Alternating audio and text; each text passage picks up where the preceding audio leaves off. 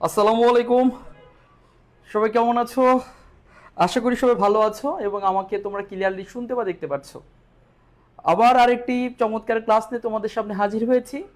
আমরা গতকাল অর্থাৎ গত ক্লাসে নিয়েছিলাম ওশেনিয়া মহাদেশ। একদম সুন্দর করে টেকনিকে তোমাদের মহাদেশটি পড়ানো হয়েছে। আজ আরেকটি মহাদেশ খুবই গুরুত্বপূর্ণ এবং এক ক্লাসে একদম শেষ হয়ে যাবে, একবারে শেষ হয়ে যাবে এবং এই মহাদেশ সম্পর্কে আশা করি আজ এই ক্লাসটির পরে তোমাদের কোনো সমস্যা থাকবে না। তো খুবই দ্রুত শেষ হয়ে যাবে। আশা করি তোমরা ক্লাসটি ভালো করে শেষ পর্যন্ত করার চেষ্টা করবে এবং নোট করবে, ঠিক আছে? আর কমেন্টে রেসপন্স করবে। ক্লাসটি অবশ্যই শেয়ার করে রাখো টাইমলাইনে এবং তোমার যে বন্ধুরা এখনও ক্লাসটি সম্পর্কে অভিহিত না তাদেরকে ক্লাসটিতে মেনশন দিয়ে দাও। ওকে, ওয়ালাইকুম আসসালাম ভাইয়া, আলহামদুলিল্লাহ ভালো আছি। দেখি আমি তোমাদের রেসপন্সের কি অবস্থা, আমি সবাইকে একটু খেয়াল করছি, দেখতে পাচ্ছি অনেকেই জয়েন করেছো। তোমাদের যে বন্ধুরা এখনও জানে না, ক্লাসটি সম্পর্কে অভিহিত না, তাদের ক্লাসটিতে মেনশন দিয়ে দাও, ঠিক আছে? আচ্ছা, তো আলহামদুলিল্লাহ আমি ভালো আছি। তোমরা কে কোথায় থেকে জয়েন করেছো এই ক্লাসটিতে? তোমার হোম ডিস্ট্রিক্ট বলতে পারো অথবা তুমি তোমার কলেজের নাম বলতে পারো যে আজ এই ক্লাসটিতে তোমরা কে কোথায় থেকে জয়েন করেছো, কোথায় থেকে। জি আলহামদুলিল্লাহ ভালো আছি ভাইয়া। জিদান, জিনেদিন জিদান নাকি? ফ্রান্সের একজন বিখ্যাত ফুটবলার, সিং ফুটবলার। আচ্ছা, ওয়ালাইকুম আসসালাম ভাইয়া। ইকরা তাসনিম, তারপর ঈদ রানা, ওয়ালাইকুম আসসালাম রানা, ভালো আছি আলহামদুলিল্লাহ। ওকে, তোমরা কে কোথায় থেকে জয়েন করেছো? একটু কুশল বিনিময় হয়ে যাক, একটু কুশল বিনিময় হয়ে যাক। আজ ঢাকাতে বৃষ্টি আছে, মুষলধারে, অর্থাৎ মুষলধারে বৃষ্টি হয়েছে। তোমরা যে জেলাতে বসবাস করছো, তোমাদের জেলাতে বৃষ্টি হচ্ছে কিনা, বৃষ্টি তোমাদের জেলাতে হচ্ছে কিনা বা তোমাদের জেলা আবহাওয়া কেমন আমাকে একটু জানিয়ে দাও দেখি। তো এই যে বৃষ্টির কথা বলেছি, আমরা কিন্তু মহাদেশ পড়াবো, এর মধ্যে আমরা কথা বলতে বলতে কুশল বিনিময় করতে করতে সবাই জয়েন করে ফেলবে, কিন্তু আমরা সময় নষ্ট করব না, আমরা কুশল বিনিময় করতে করতে পড়ে ফেলবো, কিছু একটা পড়ে ফেলবো। তো আমরা দেখতে পাচ্ছি যে আজ এবং গতকালকে প্রচুর পরিমাণে বৃষ্টি হচ্ছে ঢাকাতে। তোমাদের ওদিকে হচ্ছে কিনা? ঢাকাতে বৃষ্টি হচ্ছে। তো এই যে বৃষ্টি, এই বৃষ্টি সম্পর্কে যদি মনে রাখো, এই বৃষ্টির পানিতে তোমরা জানো একটা তথ্য, বৃষ্টির পানিতে পানিতে ভিটামিন বি থাকে, ভিটামিন বি বিদ্যমান থাকে, মনে রাখবা ভিটামিন বি। তো বৃষ্টি যেহেতু হচ্ছে, হ্যাঁ, উত্তরবঙ্গ থেকে, আচ্ছা তোমাদের ঠিক আছে প্রচুর বৃষ্টি হচ্ছে। তোমাদের হচ্ছে কেউ গাজীপুর থেকে, কেউ লক্ষ্মীপুর থেকে, কেউ পাবনা থেকে, পাবনাও প্রচুর বৃষ্টি হচ্ছে। ওকে, নীলফামারী হচ্ছে না বৃষ্টি, এটাকে জিদান। আচ্ছা, তো লক্ষ্য করো বৃষ্টি যেহেতু হচ্ছে, মনে রাখবো বৃষ্টির পানিতে ভিটামিন বি থাকে। এবং আমরা কিন্তু, এটা কিন্তু টপিক না, মানে টপিক না বলতে আমি চাচ্ছি না সময় নষ্ট হোক, সেজন্য তোমরা জয়েন করতে করতে বৃষ্টি সম্পর্কে আমরা কিছু তথ্য দিয়ে রাখি। এবং তোমরা জানো যে বৃষ্টি পরিমাপের যন্ত্র, বৃষ্টি পরিমাপের যন্ত্র, বৃষ্টি পরিমাপের যন্ত্র, পরিমাপের যন্ত্রের নাম, এটা কিন্তু পরীক্ষা আসে। বৃষ্টি পরিমাপ যে করা হয়, কত সেন্টিমিটার বৃষ্টি হলো, বৃষ্টি পরিমাপের যন্ত্র নাম হচ্ছে রেইন গেজ, মনে রাখবা। রেইন গেজ, রেইন গেজ হচ্ছে বৃষ্টি পরিমাপ করা হয়। যেমন কত সেন্টিমিটার বৃষ্টি হলো আজ, বা বাৎসরিক কত সেন্টিমিটার বৃষ্টি হচ্ছে, কোন জায়গায় বেশি বৃষ্টি হচ্ছে, এই বৃষ্টি পরিমাপের যন্ত্রের নাম মনে রাখবা রেইন গেজ, রেইন গেজ। আচ্ছা, আরেকটি বিষয় মনে রেখো তোমরা, যে বাংলাদেশে, বাংলাদেশের বাংলাদেশের গড় বৃষ্টিপাতের পরিমাণ, গড় বৃষ্টিপাতের পরিমাণ, বাংলাদেশে গড় বৃষ্টিপাত হয় হচ্ছে, গড় বাৎসরিক গড় বৃষ্টিপাত বাৎসরিক হিসাব, কি হিসাব এটা? বার্ষিক হিসাব, মানে বছরে বাংলাদেশের বার্ষিক গড় বৃষ্টির পরিমাণ হচ্ছে, মনে রাখবা 203 সেন্টিমিটার, 203 সেন্টিমিটার। এই 203 সেন্টিমিটার বার্ষিক গড় বৃষ্টিপাত বাংলাদেশে হয়, মনে রাখবা। তো আমরা বলেছি এখানে 3টি প্রশ্ন লিখে দিয়েছি। বৃষ্টির পানিতে ভিটামিন বি থাকে, বৃষ্টি পরিমাপের যন্ত্রের নাম, যে যন্ত্র দিয়ে বৃষ্টি পরিমাপ করা হয় তাকে বলা হচ্ছে রেইন গেজ, এবং বাংলাদেশের বার্ষিক গড় বৃষ্টির পরিমাণ হচ্ছে 203 সেন্টিমিটার। আরেকটি তথ্য তোমরা মনে রেখো যে বাংলাদেশের বাংলাদেশের সর্বোচ্চ বৃষ্টিপাত হয়, সর্বোচ্চ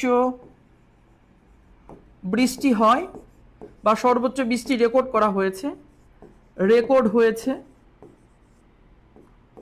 বাংলাদেশের সর্বোচ্চ বৃষ্টি রেকর্ড হয়েছে কোথায় রেকর্ড হয়েছে? লালাখাল, অনেকে লাল খাল বলে, লাল খাল না, লালাখাল। লালাখাল, এই লালাখাল কোথায়? সিলেটে। এই লালাখাল সিলেটে সর্বোচ্চ বৃষ্টিপাত রেকর্ড করা হয়েছে। আর পৃথিবীর সর্বোচ্চ বৃষ্টিপাত রেকর্ড করা হয়েছে, পৃথিবীর সর্বোচ্চ বৃষ্টিপাত হয়, সর্বোচ্চ বৃষ্টি হয়, পৃথিবীর সর্বোচ্চ বৃষ্টি হয় দুইটি জায়গা হয়। একটা হচ্ছে বৃষ্টিপাত হয় কোথায় কোথায় হয় একটু দেখি আমরা। একটা হচ্ছে মসিনরাম নামক একটি জায়গা আছে, ও চেরাপুঞ্জি বা চেরিপুঞ্জি নামক একটা জায়গা আছে। মসিনরাম ও চেরিপুঞ্জি, এই দুটি জায়গায় কোথায় অবস্থিত? এই দুটি জায়গা হচ্ছে মেঘালয় রাজ্য, ভারতে অবস্থিত। ভারতের মেঘালয় নামক একটা রাজ্য আছে, মেঘালয় রাজ্য। এই মেঘালয় রাজ্য কোথায় বলতো? ভারত। এই জায়গাতে সবচেয়ে বেশি বৃষ্টিপাত রেকর্ড করা হয়েছে। তো বৃষ্টি সম্পর্কে তোমরা অবশ্যই কিছু গুরুত্বপূর্ণ তথ্য জেনে নিলা। আর বাংলাদেশে সবচেয়ে বৃষ্টি কম হয় হচ্ছে নাটোর, লালপুর। বাংলাদেশে সর্বনিম্ন বৃষ্টি হয়, বাংলাদেশে সর্বনিম্ন বা উষ্ণতম স্থান, সর্বনিম্ন বৃষ্টি হয় লালপুর, নাটোর। এটা উষ্ণতম স্থান, লালপুর, নাটোর বাংলাদেশের সবচেয়ে উষ্ণতম স্থান, এটা মানে গরম স্থান সবচেয়ে, লালপুর, নাটোর। তো তোমরা বৃষ্টি সম্পর্কে অনেক তথ্য জেনে গেলা। বৃষ্টি কথা বলেছি, রেইন, বৃষ্টির পানিতে ভিটামিন বি থাকে। আচ্ছা, তারপর হচ্ছে বৃষ্টি পরিমাপ যন্ত্র, আমরা দেখি যে বৃষ্টি পরিমাপ করা হয় কত সেন্টিমিটার হলো, সেই বৃষ্টি পরিমাপের যন্ত্রের নাম হচ্ছে রেইন গেজ। বাংলাদেশের গড় বৃষ্টিপাত হচ্ছে, বার্ষিক গড় বৃষ্টিপাত মানে বাংলাদেশের এক বছরে বা 12 মাসে যে বৃষ্টি হয় সেটাকে গড় এভারেজ করলে হয় 203 সেন্টিমিটার প্রায়। এবং বাংলাদেশের সর্বনিম্ন বৃষ্টি হয় লালপুর, নাটোর। দেন লিখে দিয়েছি বাংলাদেশের সর্বোচ্চ বৃষ্টি রেকর্ড করা হয়েছে লালাখাল নামক স্থান, সিলেটে। এবং পৃথিবীর সর্বোচ্চ বৃষ্টিপাত হয় হচ্ছে মসিনরাম ও চেরিপুঞ্জি দুটি স্থান। এই দুটি স্থান হচ্ছে ভারতের যে মেঘালয় রাজ্য আছে, মেঘালয় রাজ্যে অবস্থিত দুটি স্থানে পৃথিবীর সর্বোচ্চ বৃষ্টিপাত রেকর্ড করা হয়। এবং এই দুটি স্থানে কিন্তু মজার বিষয়, এই মেঘালয় কিন্তু আমাদের সিলেটের ঠিক উত্তর দিকে, সিলেটের উপর দিকে। এই জন্য মেঘালয়ে যেহেতু বেশি বৃষ্টি হয়, পৃথিবীর সর্বোচ্চ বৃষ্টি হয়, এবং তার একটি প্রভাব কিন্তু আমাদের সিলেট অঞ্চলে পড়ে। এই জন্য আমাদের সিলেটে বা সবচেয়ে বেশি বৃষ্টিপাত রেকর্ড করা হয়, কারণ এখানে মেঘালয়ের বৃষ্টিপাতের একটা প্রভাব আছে।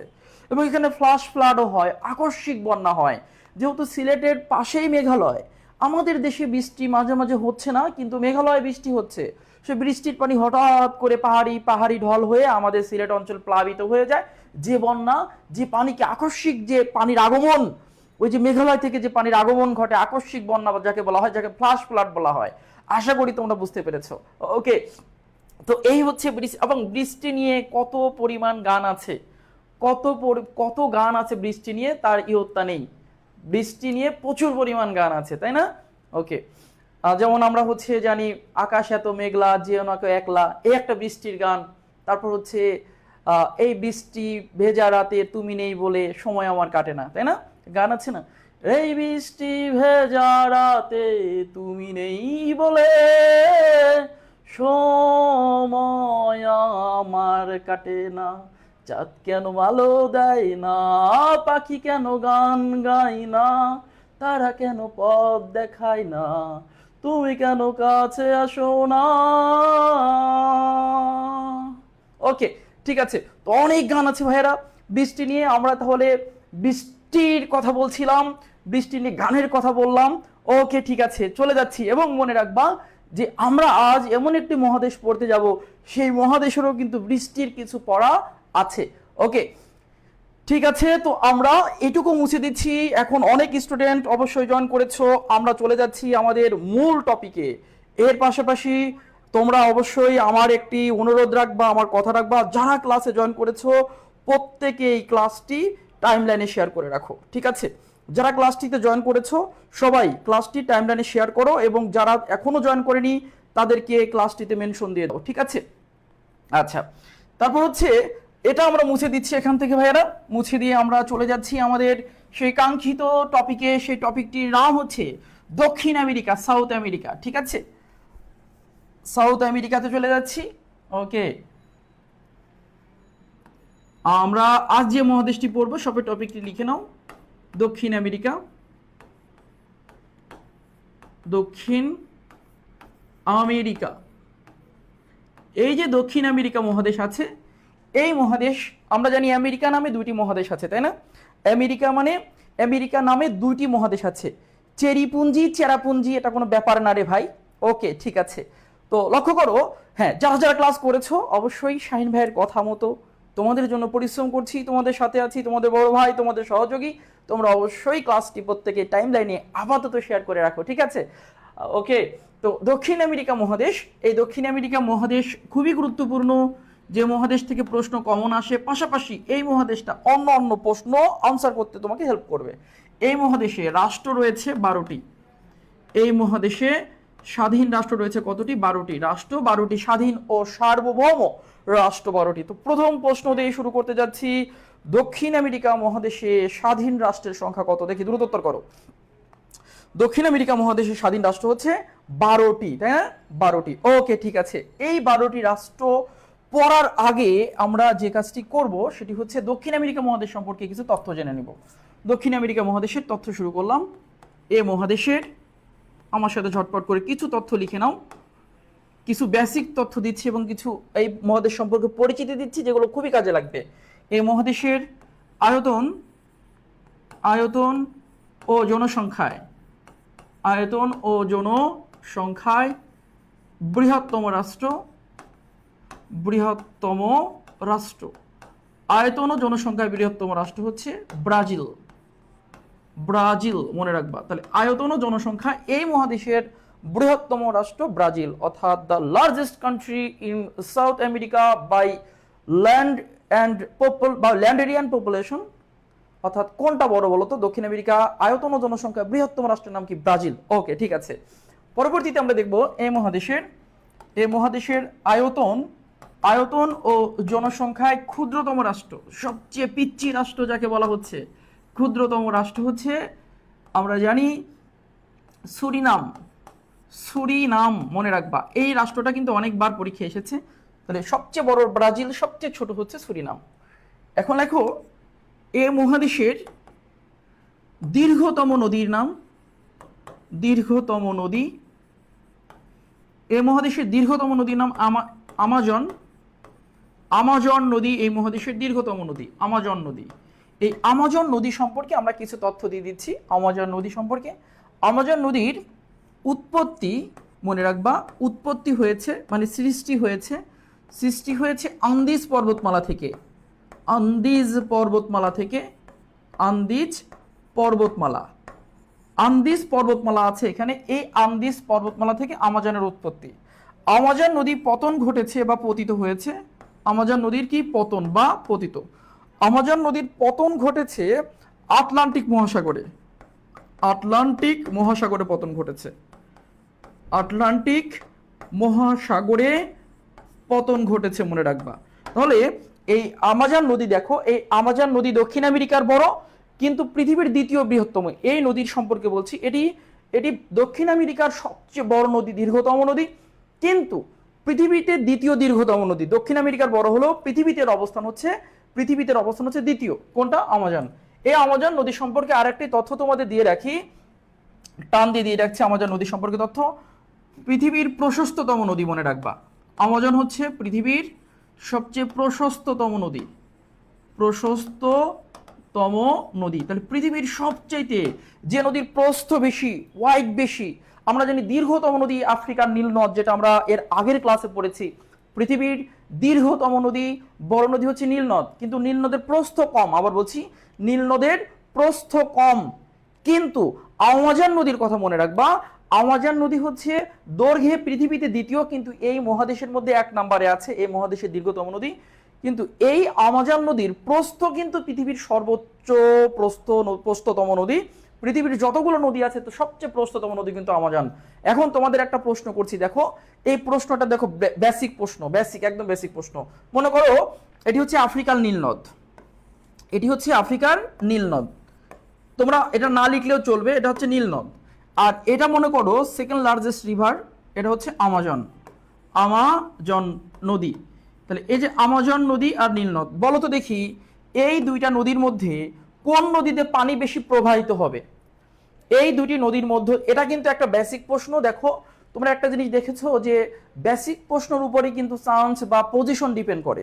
নর্মালি যে তথ্যগুলো আছে সেগুলো তো আমরা দিচ্ছি, ওগুলো সবাই কমন পাবে, বাজারের বইতে পড়বে, সব জায়গা কমন পাবে, কিন্তু বেসিক প্রশ্ন কিন্তু সবার আনসার করা সম্ভব হয় না। আর এর উপরে ডিপেন্ড করে কিন্তু তোমার হচ্ছে ভালো পজিশন। তো তোমাদের কাছে প্রশ্ন করেছি যে এই দুটি নদীর মধ্যে একটা হচ্ছে আফ্রিকার নীল নদ, যেটা পৃথিবীর দীর্ঘতম, আর একটা হচ্ছে দক্ষিণ আমেরিকার আমাজন। এর মধ্যে কোন নদী দিয়ে সবচেয়ে বেশি পানি প্রবাহিত হবে তোমাদের সেন্সে বলো। এটা বলে বেসিক সেন্স বলে, কমন নেই প্রশ্ন, কোনো বইতে থাকবে না, কিন্তু বেসিক সেন্সে আনসার করতে হবে। বেশিরভাগ উত্তর করেছে আমাজন, সবার উত্তর হয়েছে কেন ভাইয়া? কারণ আমাজনের প্রস্থ বেশি। আর নীলনদ বড় হলেও নীলনদ হচ্ছে অনেক কনজাস্টেড রিভার, অর্থাৎ অনেক চিকন রিভার, অর্থাৎ অনেক চিকন নদী, সরু নদী। এই জন্য কিন্তু নীলনদ দিয়ে বেশি পানি প্রবাহিত হবে না। পৃথিবীর সবচেয়ে বেশি পানি প্রবাহিত হয় কিন্তু তোমার হচ্ছে এই আমাজন নদী দিয়ে, কারণ এর প্রস্থের কারণে, এবং এটি আমাজন বনের ভিতর দিয়ে। আর আমাজন বন হচ্ছে রেইন ফরেস্ট, আমাজন বন হল রেইন ফরেস্ট, বৃষ্টিবহুল বন। এই বৃষ্টিবহুল বনের বৃষ্টিপাত হয় প্রচুর পরিমাণে, সে আমাজন নদীর যত, আমাজন বনের যত বৃষ্টি হয় সব এই নদীতে পড়ে যায়। আর আন্দিজের বরফ গলা পানি তো আছেই। এই নদীর পানির উৎস হচ্ছে দুইটা, এই নদীর পানির উৎস হচ্ছে দুইটা। একটা উৎস হলো, একটা পানির উৎস হচ্ছে তোমার আমাজন বন, প্রচুর পরিমাণে বৃষ্টি হয় আমাজন বনে, আমাজন বনকে রেইন ফরেস্ট বলা হয়। আর একটা হচ্ছে আন্দিজের বরফ গলা পানি, আন্দিজ পর্বতমালার বরফ গলা পানি। এই জন্য এই নদী দিয়ে প্রচুর পরিমাণে পানি কি হয়, প্রবাহিত হয়। ঠিক আছে, ওকে, সবার উত্তর হয়েছে, সবার উত্তর হয়েছে। আচ্ছা, নদ নদীর পার্থক্য যখন আমরা হচ্ছে নদীর টপিক পড়বো তখন পড়িয়ে দিব, এখন না। এখন নদ নদীর পার্থক্য পড়তে গেলে আমাদের এই টপিক থেকে বিচ্যুতি ঘটতে হবে। ঠিক আছে, নদ নদীর টপিকটা আমরা আগামী ক্লাসে পড়াইতে পারি, হ্যাঁ, তোমার কথা রাখার জন্য। ঠিক আছে, ওকে। তারপর দেখো, আচ্ছা এখন চলে যাচ্ছি আমরা পরবর্তীতে।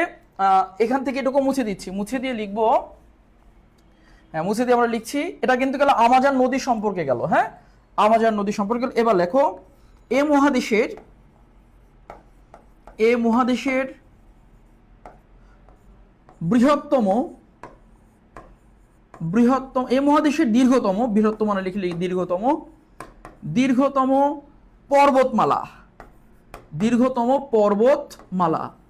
এই মহাদেশের দীর্ঘতম পর্বতমালা হচ্ছে, মনে রাখবা, আন্দিজ পর্বতমালা, আন্দিজ, আন্দিজ পর্বতমালা, পর্বতমালা। আচ্ছা, একজন প্রশ্ন করেছে যে ভাইয়া এই ক্লাসটি এইচএসসির জন্য লাগবে কিনা। তোমরা তো সামনে অ্যাডমিশন টেস্ট দিবা, আবার তোমাদের ভূগোল আছে, আবার জানার জন্য পড়তে হয়, ক্লাসটি করতে পারো, সমস্যা নেই। ঠিক আছে, ওকে। তাহলে এই মহাদেশের দীর্ঘতম পর্বতমালার নাম, দীর্ঘতম পর্বতমালার নাম হলো আন্দিজ পর্বতমালা। ঠিক আছে, পর্বতমালা কাকে বলে? আমরা জানি পর্বত মূলত যাদের উচ্চতা 1000 মিটারের উপরে। পর্বত বলতে কি বুঝি আমরা? পর্বত বলতে বুঝি আমরা যে পর্বতের কথা বলি, তাই না? আমরা বলি কি পর্বত। পর্বত কি? পর্বত হচ্ছে যে সকল ভূশ্রেণীর উচ্চতা 1000 মিটার প্লাস, 1000 মিটার প্লাস যাদের উচ্চতা তাদের বলি পর্বত। আর অনেকগুলো পর্বত যখন সারিবদ্ধ থাকে, অনেকগুলো পর্বত যখন সারিবদ্ধ থাকে, সেই সারিবদ্ধ পর্বতকে বলা হয় পর্বতমালা। তাহলে পর্বত কাকে বলে? পর্বত হয় খাড়া, খাড়া এবং পর্বতে দেখা যাচ্ছে যে পর্বত একটু সুউচ্চ হয়। পর্বতের উচ্চতা সচরাচর 1000 মিটারের উপর হয়, পর্বতের উচ্চতা 1000 মিটার উপর হয়। আর এই 1000 মিটার উপরের ভূশ্রেণীগুলো যখন অনেকগুলো সারিবদ্ধ থাকে, একটা দুইটা এরকম করে অনেকগুলো সারিবদ্ধ থাকে, সেই সারিবদ্ধ পর্বতকে বলা হয় পর্বতমালা। আর যেমন আমাদের হিমালয় পর্বতমালা, কারণ হিমালয়ে অনেকগুলো পর্বত আছে সারিবদ্ধ, Mount Everest, K2, Kanchenjunga, Annapurna, ঠিক আছে, কৈলাস, এরকম অনেকগুলো পর্বতের সারি কিন্তু আমাদের হিমালয়ে আছে। ঠিক তার চেয়েও, ওই আমাদের হিমালয়ের চেয়েও, আমাদের হিমালয় তো এশিয়ার মধ্যে দীর্ঘতম, আমাদের হিমালয় পর্বতমালার চেয়েও অনেকগুলো পর্বত সারিবদ্ধ আছে এই আন্দিজ পর্বতমালাতে, প্রচুর পরিমাণে পর্বত। এটা মনে রাখবা, আমি লিখেছি এই মহাদেশ মানে কোন মহাদেশ? দক্ষিণ আমেরিকা। দক্ষিণ আমেরিকার দীর্ঘতম পর্বতমালা আন্দিজ। এই আন্দিজ শুধু দক্ষিণ আমেরিকার, আবার বলছি আন্দিজ শুধু দক্ষিণ আমেরিকার দীর্ঘতম না, আন্দিজ পর্বতমালা কিন্তু পৃথিবীরই দীর্ঘতম। আন্দিজ পর্বতমালা হলো পৃথিবীর, আবার বলছি আন্দিজ পর্বতমালা হলো পৃথিবীরই দীর্ঘতম, সবচেয়ে পৃথিবীর দীর্ঘতম পর্বতমালা কিন্তু আন্দিজ। আর তোমরা যারা এশিয়াকে বলো অর্থাৎ হিমালয় বলো, হিমালয় কিন্তু এশিয়ার মধ্যে দীর্ঘতম। হিমালয় পর্বতমালা যেটা এশিয়াতে আছে এটা দীর্ঘতম এশিয়ার মধ্যে। পৃথিবীর মধ্যে দীর্ঘতম বললে এই দক্ষিণ আমেরিকার আন্দিজটা দীর্ঘতম। তবে উঁচু পর্বতমালা কিন্তু আমাদের হিমালয়। আমাদের হিমালয় পৃথিবীর মধ্যে দীর্ঘতম না হলেও এই যে এশিয়াতে হিমালয় এটা কিন্তু পৃথিবীর দীর্ঘতম নয়, কিন্তু পৃথিবীর উচ্চতম।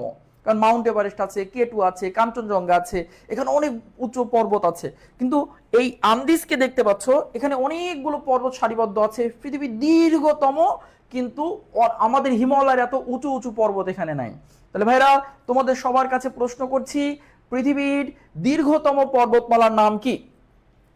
পৃথিবীর দীর্ঘতম, এটা শুধু এই মহাদেশের মধ্যে নয়, এটি পৃথিবীরই দীর্ঘতম, মনে রাখবা। তাহলে এই আন্দিজের পাশে আমরা একটা তথ্য লিখে রাখছি, পৃথিবীর দীর্ঘতম, শুধু দক্ষিণ আমেরিকার নয়, পৃথিবীর দীর্ঘতম, পৃথিবীর দীর্ঘতম পর্বতমালা এটি। ওকে, ঠিক আছে। তো আমি যা লিখেছি তা আরেকবার এখানে রিভিউ করছি যে আমি লিখেছি এই মহাদেশের আয়তন ও জনসংখ্যায় বৃহত্তম রাষ্ট্র ব্রাজিল। এই দক্ষিণ আমেরিকার আয়তন ও জনসংখ্যায় ক্ষুদ্রতম রাষ্ট্র সুরিনাম। আচ্ছা, দক্ষিণ আমেরিকার দীর্ঘতম নদীর নাম আমাজন। আমাজন নদীর উৎপত্তি হয়েছে আন্দিজ পর্বতমালা থেকে। উৎপত্তি হয়েছে কার উৎপত্তি? এই আমাজন নদীর উৎপত্তি হয়েছে, সৃষ্টি হয়েছে এই আন্দিজ পর্বতমালা থেকে। পরবর্তীতে লিখেছি আন্দিজ, এই আমাজন নদীর পতন ঘটেছে। পতন মানে কি? আমাজন নদী গিয়ে পড়ে গিয়েছে, যেখানে আমাজন নদী শেষ হয়েছে সেটা হচ্ছে আটলান্টিক মহাসাগরে গিয়ে পড়েছে। যেমন আমাদের মেঘনা গিয়েছে বঙ্গোপসাগরে, বঙ্গোপ কিন্তু একটা উপসাগর, সাগর না, বঙ্গোপসাগরে গিয়েছে। ঠিক এই আমাজন নদী আন্দিজ থেকে প্রবাহিত হয়ে আটলান্টিক মহাসাগরে গিয়ে পতন ঘটেছে বা পতিত হয়েছে। পরবর্তীতে লিখেছি এই মহাদেশ তথা দক্ষিণ আমেরিকার দীর্ঘতম পর্বতমালা হচ্ছে আন্দিজ পর্বতমালা, এবং এই আন্দিজ শুধু দক্ষিণ আমেরিকার নয়, পুরো পৃথিবীর দীর্ঘতম পর্বতমালা। আর যারা হিমালয় চিন্তা করছে, হিমালয় এশিয়ার মধ্যে দীর্ঘতম, কিন্তু হিমালয় আবার উঁচু, আমাদের পৃথিবীর সবচেয়ে উঁচু পর্বতমালা হলো হিমালয়, কিন্তু আন্দিজ দীর্ঘতম হলো পৃথিবীর, এটা উচ্চতম না, উচ্চতম আমাদের হিমালয়। ঠিক আছে, উচ্চতম যদি বলে কখনো। ওকে, ঠিক আছে, আলহামদুলিল্লাহ।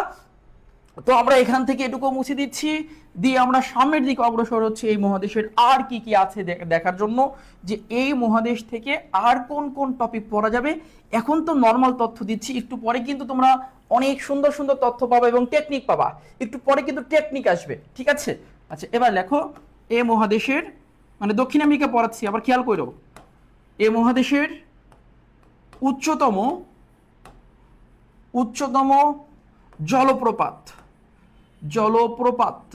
জলপ্রপাত, যার ইংরেজি কি? ওয়াটারফল, আমরা বলি ঝর্ণা বা ফাউন্টেইন বলি, আমরা ঝর্ণা বলি বা ফাউন্টেইন বলি। ঠিক আছে, আচ্ছা তাহলে এই মহাদেশের উচ্চতম জলপ্রপাতের নাম হলো অ্যাঞ্জেল। এই মহাদেশের উচ্চতম জলপ্রপাতের নাম কি? অ্যাঞ্জেল জলপ্রপাত। অ্যাঞ্জেল মানে কি? পরি, তাই না? পরি জলপ্রপাত। জলপ্রপাত কি? জলপ্রপাত হচ্ছে জল মানে দেখো হচ্ছে পানি, আর প্রপাত মানে পতন, পানির পতন। যখন উঁচু স্থান থেকে, পাহাড় পর্বত থেকে বা উঁচু স্থান থেকে পানির পতন ঘটছে, সেই পানির পতনকে বলা হচ্ছে জলপ্রপাত। পানি মানে জল, আর প্রপাত মানে কি? পতন, যার ইংরেজি হচ্ছে ওয়াটারফল। ঠিক আছে, ওকে। তো লক্ষ্য করো যে বাংলাদেশে অর্থাৎ এই মহাদেশের উচ্চতম পর্বত বলছি জলপ্রপাত হচ্ছে অ্যাঞ্জেল জলপ্রপাত।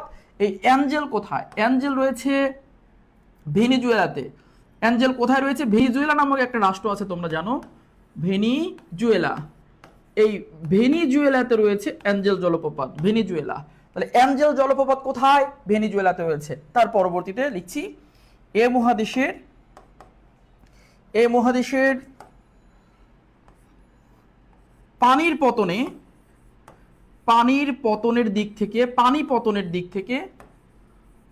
পতনের দিক থেকে বৃহত্তম জলপ্রপাত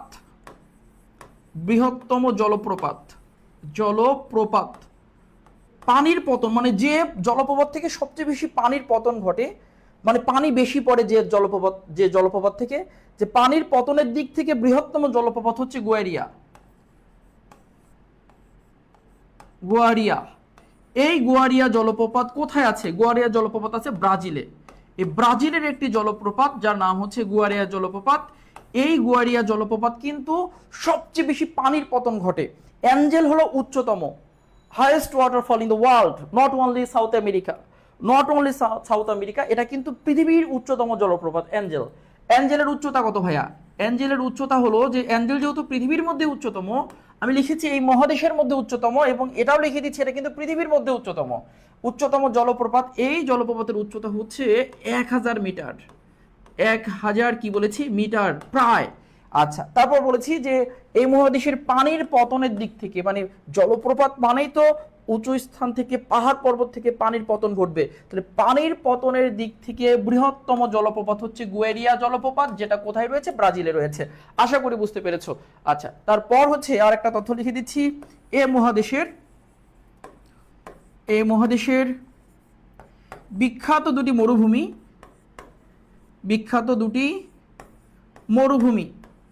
এই মহাদেশের বিখ্যাত দুটি মরুভূমির নাম তোমাদের লিখে দিচ্ছি। এই দক্ষিণ আমেরিকার দুটা মরুভূমি, একটা হচ্ছে আতাকামা আতাকামা মরুভূমি বা মালভূমি বলা হয় এটাকে। আতাকামা মরুভূমি, একটা হচ্ছে আতাকামা মরুভূমি, আর একটা হচ্ছে পাতাগেনিয়া মরুভূমি। এই দুইটাকে আবার মালভূমিও বলা হয়। যাই হোক, মরুভূমি মালভূমির মধ্যে আমরা একদিন বেসিক ক্লাস নিব যে মালভূমি কাকে বলা হয়, একদিন যদিও বুঝিয়েছিলাম, সেটা আবার বোঝাবো। তাহলে আতাকামা মরুভূমি, একটা পাতাগেনিয়া মরুভূমি, এই দুটি মরুভূমি, এবং এই দুটি কিন্তু মালভূমির বৈশিষ্ট্য বহন করে। মালভূমি কাকে বলে আমরা বেসিক ক্লাসে বোঝাবো, এখন মালভূমির বেসিকে যাচ্ছি না, যেহেতু মালভূমি এখানে নেই। তো লক্ষ্য করো, তাহলে এই মহাদেশের বিখ্যাত দুটি মরুভূমি আতাকামা, পাতাগেনিয়া। আতাকামা কোথায়? আতাকামা মরুভূমি অবস্থিত হচ্ছে চিলিতে। আতাকামা কোন দেশে আছে? চিলি। আর পাতাগেনিয়া কোথায়? পাতাগেনিয়া মরুভূমিটি রয়েছে হলো আর্জেন্টিনায়। পাতাগেনিয়া রয়েছে কোথায়? আর্জেন্টিনায়। আর আতাকামা রয়েছে কোথায়? চিলিতে। তাহলে আতাকামা মরুভূমি কোথায়? দক্ষিণ আমেরিকার চিলিতে অবস্থিত। পাতাগেনিয়া মরুভূমি কোথায়? দক্ষিণ আমেরিকার আর্জেন্টিনাতে অবস্থিত। এক কথায় আমরা মনে রাখবো আতা পাতা। কিভাবে মনে রাখবো বলো তো? আতা পাতা। আমরা দক্ষিণ আমেরিকার দুইটি মরুভূমির টেকনিকে মনে রাখবো। কিভাবে টেকনিকটা মনে রাখবো? আতা পাতা। আতা পাতা মানে কি? আতাতে আতাকামা আর পাতাতে পাতাগেনিয়া। সংক্ষিপ্ত মনে রাখো, আতা পাতা। ঠিক আছে, ওকে ঠিক আছে, আশা করি বুঝতে পেরেছি। এই দুইটি মরুভূমি এবং এই দুইটি কিন্তু মালভূমির বৈশিষ্ট্য বহন করে। আমরা মনে রাখলাম আতাকামা চিলিতে, পাতাগেনিয়া আর্জেন্টিনাতে অবস্থিত। এবার লিখবো যে পৃথিবীর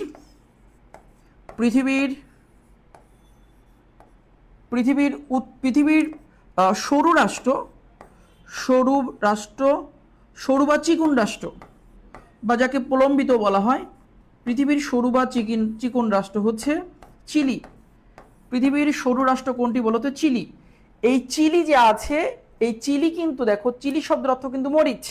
এই রাষ্ট্রটি দেখতে মরিচের মতো, এই রাষ্ট্রটি দেখতে এরকম মরিচের মতো বলে এর শেপ বা এর আকৃতি বা এর ভৌগোলিক অবস্থান, ভৌগোলিক শেপটা বা ভৌগোলিক আকৃতিটা মরিচের মতো বলে এই রাষ্ট্রটির নাম রাখা হয়েছে চিলি। তাহলে পৃথিবীর ফসলের নাম অনুসারে যে রাষ্ট্রের নাম আছে সেটি হচ্ছে চিলি। ফসল কি? মরিচ একটি ফসল। এই মরিচের নাম অনুসারে কিন্তু দেখো চিলির নাম রাখা হয়েছে। এর আকৃতি হচ্ছে, যদি বলা হয় পৃথিবীর কোন রাষ্ট্রের আকৃতি মরিচের মতো, তখন কি হবে? চিলি। মনে রাখবা। আচ্ছা, এই রাষ্ট্রটি হলো পৃথিবীর সবচেয়ে সরু রাষ্ট্র বা পৃথিবীর সবচেয়ে চিকুন রাষ্ট্র। অনেক প্রলম্বিত, অনেক চিকুন বা অনেক সরু রাষ্ট্র কোনটি? চিলি। মনে রাখবো আমরা এটা। আচ্ছা, এরপর লেখো দক্ষিণ আমেরিকার এই মহাদেশের, মানে এই দক্ষিণ আমেরিকার এই মহাদেশের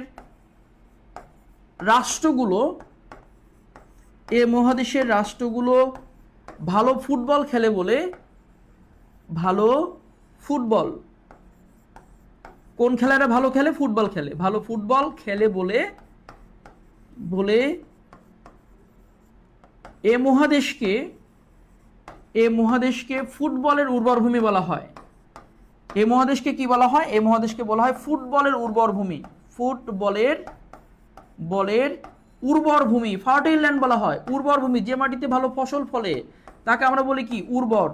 উর্বর বা ফার্টাইল ল্যান্ড বলি। এই মহাদেশের রাষ্ট্রগুলো ভালো ফুটবল খেলার কারণে Brazil, Argentina, Chile, Uruguay, Paraguay, Colombia, Venezuela, ঠিক আছে, এই যে রাষ্ট্রগুলোর কথা বললাম, প্রত্যেকটা রাষ্ট্র কিন্তু ভালো ফুটবল খেলে। এই ভালো ফুটবল খেলে বলে বা এদের পেশা, এদের এদের এই মহাদেশের রাষ্ট্রগুলোর দুইটি পেশা আছে, যেমন হচ্ছে ফুটবল খেলে এবং এটা মৎস্য শিকার করে। ফুটবল খেলে এবং মৎস্য শিকার করে, দুইটা পেশা আছে। এবং এখানে এই পেশার পাশাপাশি তারা অন্যান্য মাদক চালানোও এরা জড়িত থাকে এবং এরা অনেক বড় বড় বিজনেসও করে, ঠিক আছে।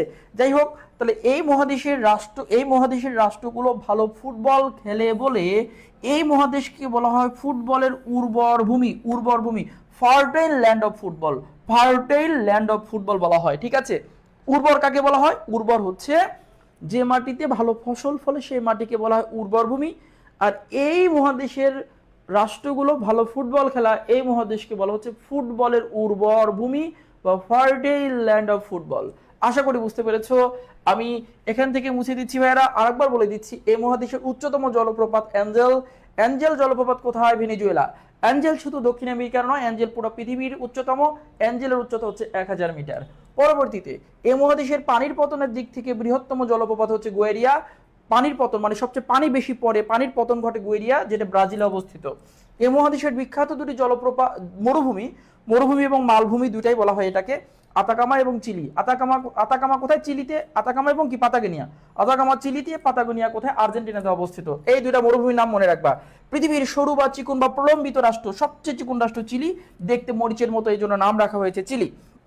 এই মহাদেশের রাষ্ট্রগুলো ভালো ফুটবল খেলে বলে ফুটবলের কি বলা হচ্ছে? উর্বর ভূমি বলা হচ্ছে। আশা করি বুঝতে পেরেছি এবং সবাই লিখে নিয়েছো। আর নর্মাল তথ্য বা সাধারণ তথ্য আর একটা লিখি, আমরা আমাদের টেকনিকে চলে যাব। যে টেকনিকের অপেক্ষায় তোমরা থাকো, যে শাহিন ভাইয়ের ক্লাস মানে টেকনিক, এবং অবশ্যই কিছু এমন কিছু টেকনিক দিবে, সেই টেকনিকগুলো ট্রিক্স দেবে, আমাদের কাজে লেগে যাবে। আমাদের 10 ঘন্টার পর 10 মিনিটে সম্ভব হয়ে যাবে শেষ করা, ঠিক আছে। তো এখন যে কাজটি করব, আর একটা তথ্য আছে। এ মহাদেশ তথা, তথা মানে ছাড়াও, তথা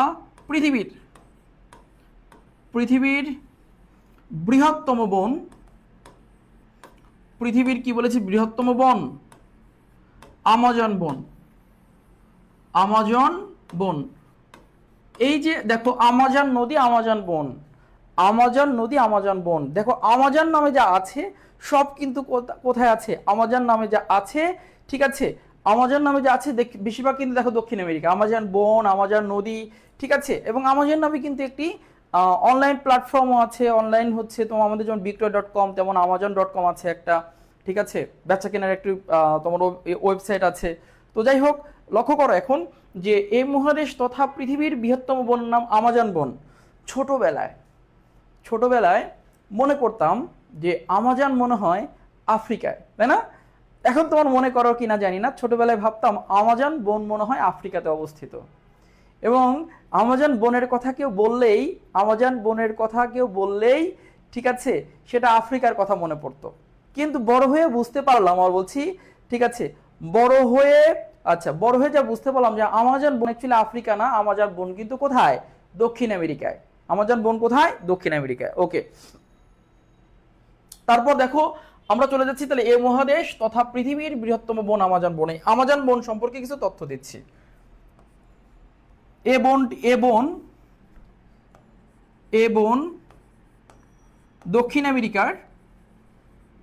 দক্ষিণ আমেরিকার কোন বন? আমাজন বন। দক্ষিণ আমেরিকার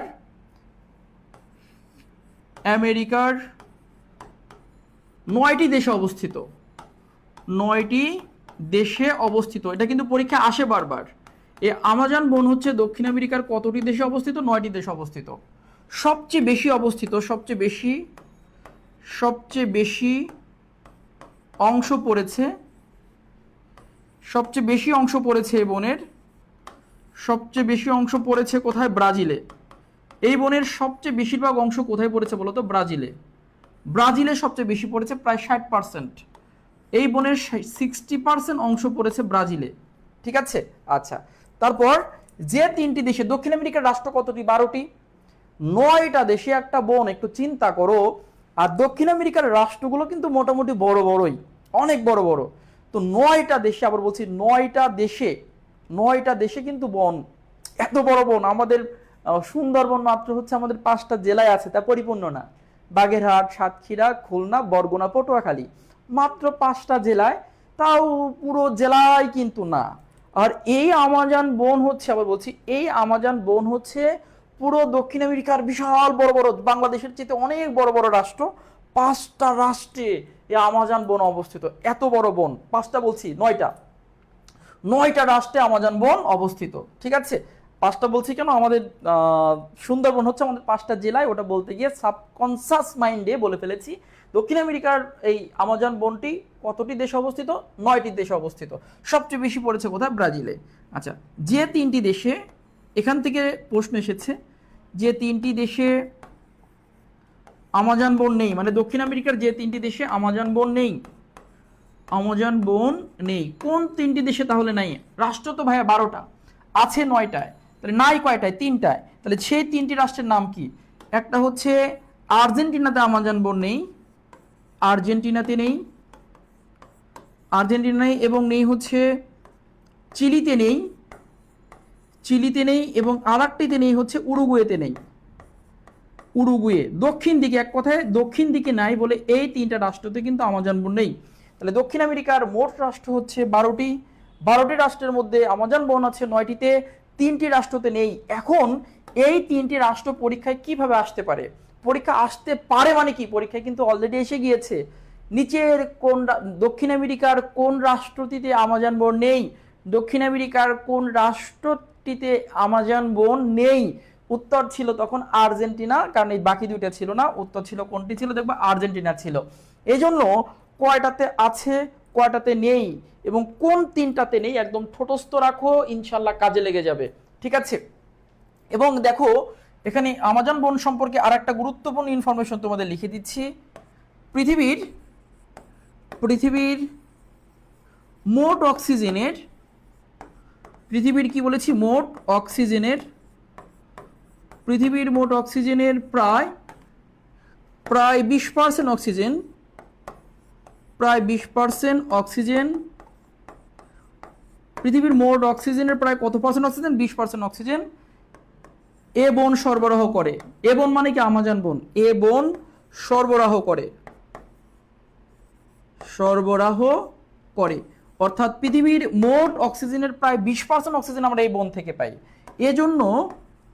এজন্য আমাজনকে বলা হয়, আমাজন বনকে বলা হয়, আমাজন বনকে বলা হয় পৃথিবীর ফুসফুস। পৃথিবীর ফুসফুস বলা হয়। পৃথিবীর কি বলা হয় বলো তো? ফুসফুস।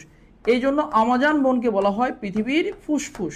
ঠিক আছে, পৃথিবীর ফুসফুস বলা হচ্ছে, আমাদের বাংলাদেশের ফুসফুস যেমন আমাদের সুন্দরবন, আর পৃথিবীর ফুসফুস বলা হচ্ছে কিন্তু আমাজন বনকে। কারণ আমাজন বনকে, আবার বলছি, আমাজন বনকে পৃথিবীর ফুসফুস বলা হচ্ছে কেন? কারণ পৃথিবীর যত অক্সিজেন আমরা পেয়ে থাকি, এই অক্সিজেনের প্রায় 20% অক্সিজেন আমরা পেয়ে থাকি হচ্ছে আমাজন বন থেকে।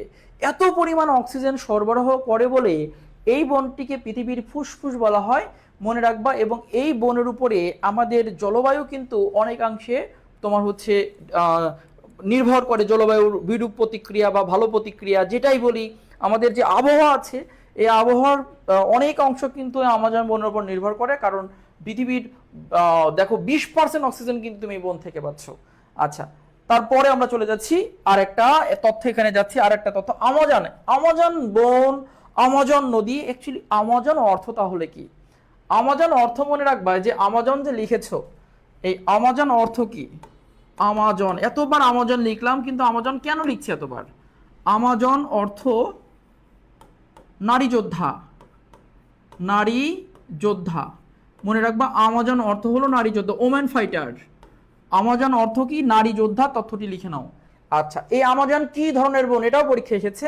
আমাজন একটু বৃষ্টিবহুল বন, মনে রাখবা। এখানে লিখে দিচ্ছি, আমাজন, আমাজন আমাজন একটি বৃষ্টিবহুল বন, বৃষ্টিবহুল বন মানে রেইন ফরেস্ট। তাহলে আমাজন কি বন? আমাজন একটি বৃষ্টিবহুল বন। ইনশাআল্লাহ আমাজন বন থেকে যদি প্রশ্ন এসে থাকে এর মধ্যেই আসবে, তুমি এর মধ্যে কমন পেয়ে যাবা। ঠিক আছে, তাহলে যে তথ্যগুলো দিয়েছি তোমরা আশা করি সকল তথ্যগুলো নোট করে রেখেছো, এবং যারা ক্লাস করছো তোমরা নিশ্চিত থাকতে পারো আমাজন বন থেকে প্রশ্ন মাঝে মাঝে আসে। এবং যারা চাকরির পরীক্ষা দিচ্ছে, বিসিএস পরীক্ষা দিচ্ছে, অন্যান্য চাকরি পরীক্ষা অংশগ্রহণ করছে, তাদের জন্য কিন্তু ক্লাস একদম পুরো 100-100। এমন একবার এসেছে বিসিএস এ পুরো রিটেন ইংরেজি একটা প্যাসেজ 100 মার্কসের একটা দেখা যাচ্ছে প্যাসেজ পুরো এই আমাজন বনের উপরে ছিল। কারণ আমাজন বন খুবই গুরুত্বপূর্ণ এবং মাঝে মাঝেই কিন্তু আমাজন বন থেকে প্রশ্ন আসে। কাজেই এটি একটি অস্ত্র, তোমার এই অস্ত্রটা যতটুকু শিখিয়েছি একদম আয়ত্তে রাখো, কোনো না কোনো বিশ্ববিদ্যালয়ে তুমি একটা প্রশ্ন পেয়ে যাবা। ঠিক আছে, নিশ্চিত থাকতে পারো এটা। তো আমরা আমাজন বনের তথ্যগুলো অবশ্যই লিখে রেখেছি। আর লাস্টে লিখেছি আমাজন একটি বৃষ্টিবহুল বন। বৃষ্টিবহুল বন মানে এই বনে প্রচুর পরিমাণে কি হয়? বৃষ্টি হয়, এই জন্য এটাকে রেইন ফরেস্ট বলা হয়। এটি বিগত প্রশ্ন একটা, মনে রাখবা। তো আমরা বললাম হচ্ছে দক্ষিণ আমেরিকার কিছু তথ্য আমরা শিখলাম। এবার আমরা চলে যাচ্ছি হলো দক্ষিণ আমেরিকার তথ্য শিখেছি অনেক, কিন্তু আমরা দক্ষিণ আমেরিকার রাষ্ট্রগুলোর নামই জানি না। এবার ভাইয়া দক্ষিণ আমেরিকার আমরা রাষ্ট্রগুলো শিখবো খুবই টেকনিকে। এতক্ষণ যা শিখেছো দক্ষিণ আমেরিকার পরিচয়, এতক্ষণ যা শিখেছো দক্ষিণ আমেরিকা কি আছে, দক্ষিণ আমেরিকার বড় কি আছে, ছোট কি আছে, দক্ষিণ আমেরিকার বিখ্যাত কি আছে, পাহাড় পর্বত জলপ্রপাত নদী বন, এই সকল কিছু সম্পর্কে তোমরা মরুভূমি অভিহিত হয়েছ। এখন আমরা একটি সূত্র কাজে লাগিয়ে, একটি টেকনিক কাজে লাগিয়ে আমরা এই মহাদেশের বাকি অংশ শিখে ফেলবো। এখন এই মহাদেশের গুরুত্বপূর্ণ তথ্য চলে যাচ্ছি, এই মহাদেশ টেকনিকে চলে যাচ্ছি, যেটা যার জন্য তোমরা অপেক্ষা করছো যে শাহিন ভাইয়া এমন কোনো টেকনিক দেবে যা আমার এই মহাদেশটা আজীবন মনে থাকবে এবং এই মহাদেশ নিয়ে কোনো সমস্যা হবে না। তাহলে চলো আমাদের টেকনিকে চলে যাওয়া যাক। প্রথমেই আমরা টেকনিকে এই মহাদেশের রাষ্ট্রগুলো শিখে ফেলবো। আমি একটা টেকনিক দিচ্ছি, এই টেকনিকটা সবাই ব্যবহার করে। BBC versus epic, APEC, BBC versus epic URGP। তাহলে বিবিসি ভার্সেস এপেক URGP এটি একটি সূত্র বা টেকনিক দক্ষিণ আমেরিকার 12টি রাষ্ট্র মনে রাখার জন্য। এই টেকনিকটা শুধু লিখে রাখো, আর আমি এক্সট্রা দুইটা কথা বলছি, এটা লেখার দরকার নাই, শুধু টেকনিকটা লেখো। লেখার পর আমি এক্সট্রা দুইটা কথা বলছি। বিবিসি অ্যাকচুয়ালি একটা সংবাদ সংস্থা, এখন যা বলবো তা লিখবা না, মানে এখন যে গল্পটা বলছি এটাও পড়া, কিন্তু না লিখলেও চলবে, এই নিচে আবার লেখার দরকার নাই। তাহলে আমরা তো এটা থেকে কাজে লাগিয়ে তো আমরা রাষ্ট্র শিখবো। তুমি যদি জায়গাটা নষ্ট করে ফেলো তাহলে তো রাষ্ট্র লিখতে পারবা না, শুধু আমার গল্পটা শুনবা, এটুকু লিখে ফেলো, এই লাইনটা লিখে ফেলো। বিবিসি অ্যাকচুয়ালি একটা সংবাদ সংস্থা, ব্রিটিশ ব্রডকাস্টিং কর্পোরেশন, যেটি 1922 সালে প্রতিষ্ঠিত হয়েছে। বিবিসি একটা সংবাদ সংস্থা। আর অ্যাপেক হলো একটা অর্থনৈতিক ইকোনমিক্যাল অর্গানাইজেশন, একটি অর্থনৈতিক সংস্থা। অ্যাপেকের পূর্ণরূপ হচ্ছে Asian Pacific economic cooperation. Asian Pacific economic cooperation, Asian Pacific economic cooperation. Asian Pacific মানে কি? এশিয়া মহাদেশ ও প্রশান্ত মহাসাগর তীরবর্তী রাষ্ট্রগুলোর ইকোনমিক মানে অর্থনৈতিক উন্নয়নে, কোঅপারেশন মানে সহযোগিতা, অর্থনৈতিক সহযোগিতায় কাজ করে হচ্ছে অ্যাপেক। এশিয়া মহাদেশ এবং প্রশান্ত মহাসাগর, প্যাসিফিক মানে প্রশান্ত মহাসাগরের ইকোনমিক মানে অর্থনৈতিক কোঅপারেশন মানে সহযোগিতার জন্য মূলত এই সংস্থাটি কাজ করে থাকে। এই জন্য বিশ্ববিদ্যালয়ে প্রশ্ন এসেছে অ্যাপেক কি ধরনের সংস্থা? একটি অর্থনৈতিক সংস্থা। বিবিসি কি? বিবিসি একটি সংবাদ সংস্থা। ব্রিটিশ ব্রডকাস্টিং কর্পোরেশন 1922 সালে প্রতিষ্ঠা হয়েছে, আর অ্যাপেকের প্রতিষ্ঠা হয়েছে 1989 সালে। 89। আর এইবার আমরা দুইটা সংস্থা পেয়েছি, এই দুইটা সংস্থাকে কাজে লাগিয়ে আমরা একটা সূত্র তৈরি করেছি দক্ষিণ আমেরিকার রাষ্ট্রগুলো শেখার জন্য। তোমরা দেখো যে এই মহাদেশটা যেহেতু ফুটবলই, আমি কিন্তু গল্প বলছি, গল্প শোনার পর আমরা টেকনিকে চলে যাব। এই মহাদেশ যেহেতু ভালো ফুটবল খেলে, একটু আগেই বললাম, সেই জন্য সূত্রটা দেখো ফুটবল দিয়েই, একটা খেলা দিয়েই তৈরি করা হয়েছে। বিবিসি খেলবে, আর খেললে পরে মাঝখানে কি লেখা থাকে? ভার্সেস মানে কি? বনাম। দুইটা রাষ্ট্র খেললে Bangladesh versus Uganda, Bangladesh versus Zimbabwe, Bangladesh versus Australia. Versus মানে কি বনাম, তো বিবিসি খেলবে কার সাথে খেলবে, বিবিসি সংস্থা, সেটা একটা সংস্থার সাথে খেলবে। কোন সংস্থা, অ্যাপেকের সাথে খেলবে। তাহলে BBC versus APEC. APEC your মানে বিবিসি আর অ্যাপেক খেলবে, কি খেলবে, ফুটবল খেলবে মনে করো। আর ইওর মানে তোমাদের, তোমরা কিভাবে দেখবা, জিপি ইন্টারনেটে খেলাটা দেখবা। তার মানে BBC versus APEC your GP, BBC আর অ্যাপেক ফুটবল খেলবে, এখন তোমরা জিপি ইন্টারনেটে খেলাটা দেখতে পারবা। আবার ভাই বোনা যে ভাই বোন জিপি ইন্টারনেটের অ্যাড দিচ্ছে, ভাই মনে হয় এখানে ইয়া করছে আর কি, এখানে জিপি ইন্টারনেট, জিপিকে ভাইয়া হাইলাইট করছে বা হচ্ছে জিপি ভাইয়া অ্যাড করছে, এমন ভাবার দরকার নেই। জাস্ট একটা টেকনিক এখানে যে বিবিসি খেলবে কার সাথে, অ্যাপেকের সাথে, এই জন্য লিখেছি BBC versus APEC your GP. আশা করি তোমরা বুঝতে পেরেছো। এখন আমরা হচ্ছে রাষ্ট্রগুলো লিখে ফেলছি, এই সূত্রকে কাজে লাগিয়ে এখন রাষ্ট্র লিখবো। তোমরা আমার সঙ্গে রাষ্ট্রগুলো লিখে ফেলো।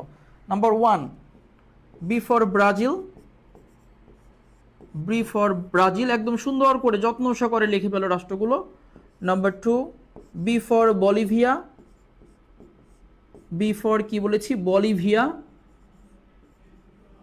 B for Bolivia. Number 3, C for Chile, C for কি বলেছি, Chile. Number 4, V for Venezuela, একটু আগেই একটা লিখলাম, এখানে অ্যাঞ্জেল জলপ্রপাত আছে, V for Venezuela. Number 5, S for Suriname, আমরা একটু আগেই বলেছি এই মহাদেশের সবচেয়ে ছোট রাষ্ট্র হচ্ছে সুরিনাম। আচ্ছা, নাম্বার 6 আমরা এখানে লিখছি। নাম্বার 6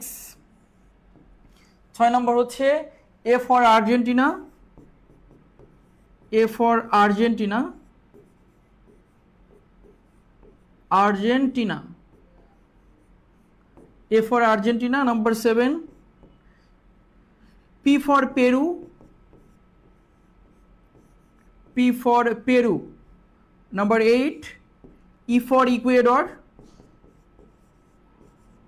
ই ফর কি বলেছি, Ecuador. Number 9, C for Colombia, Colombia,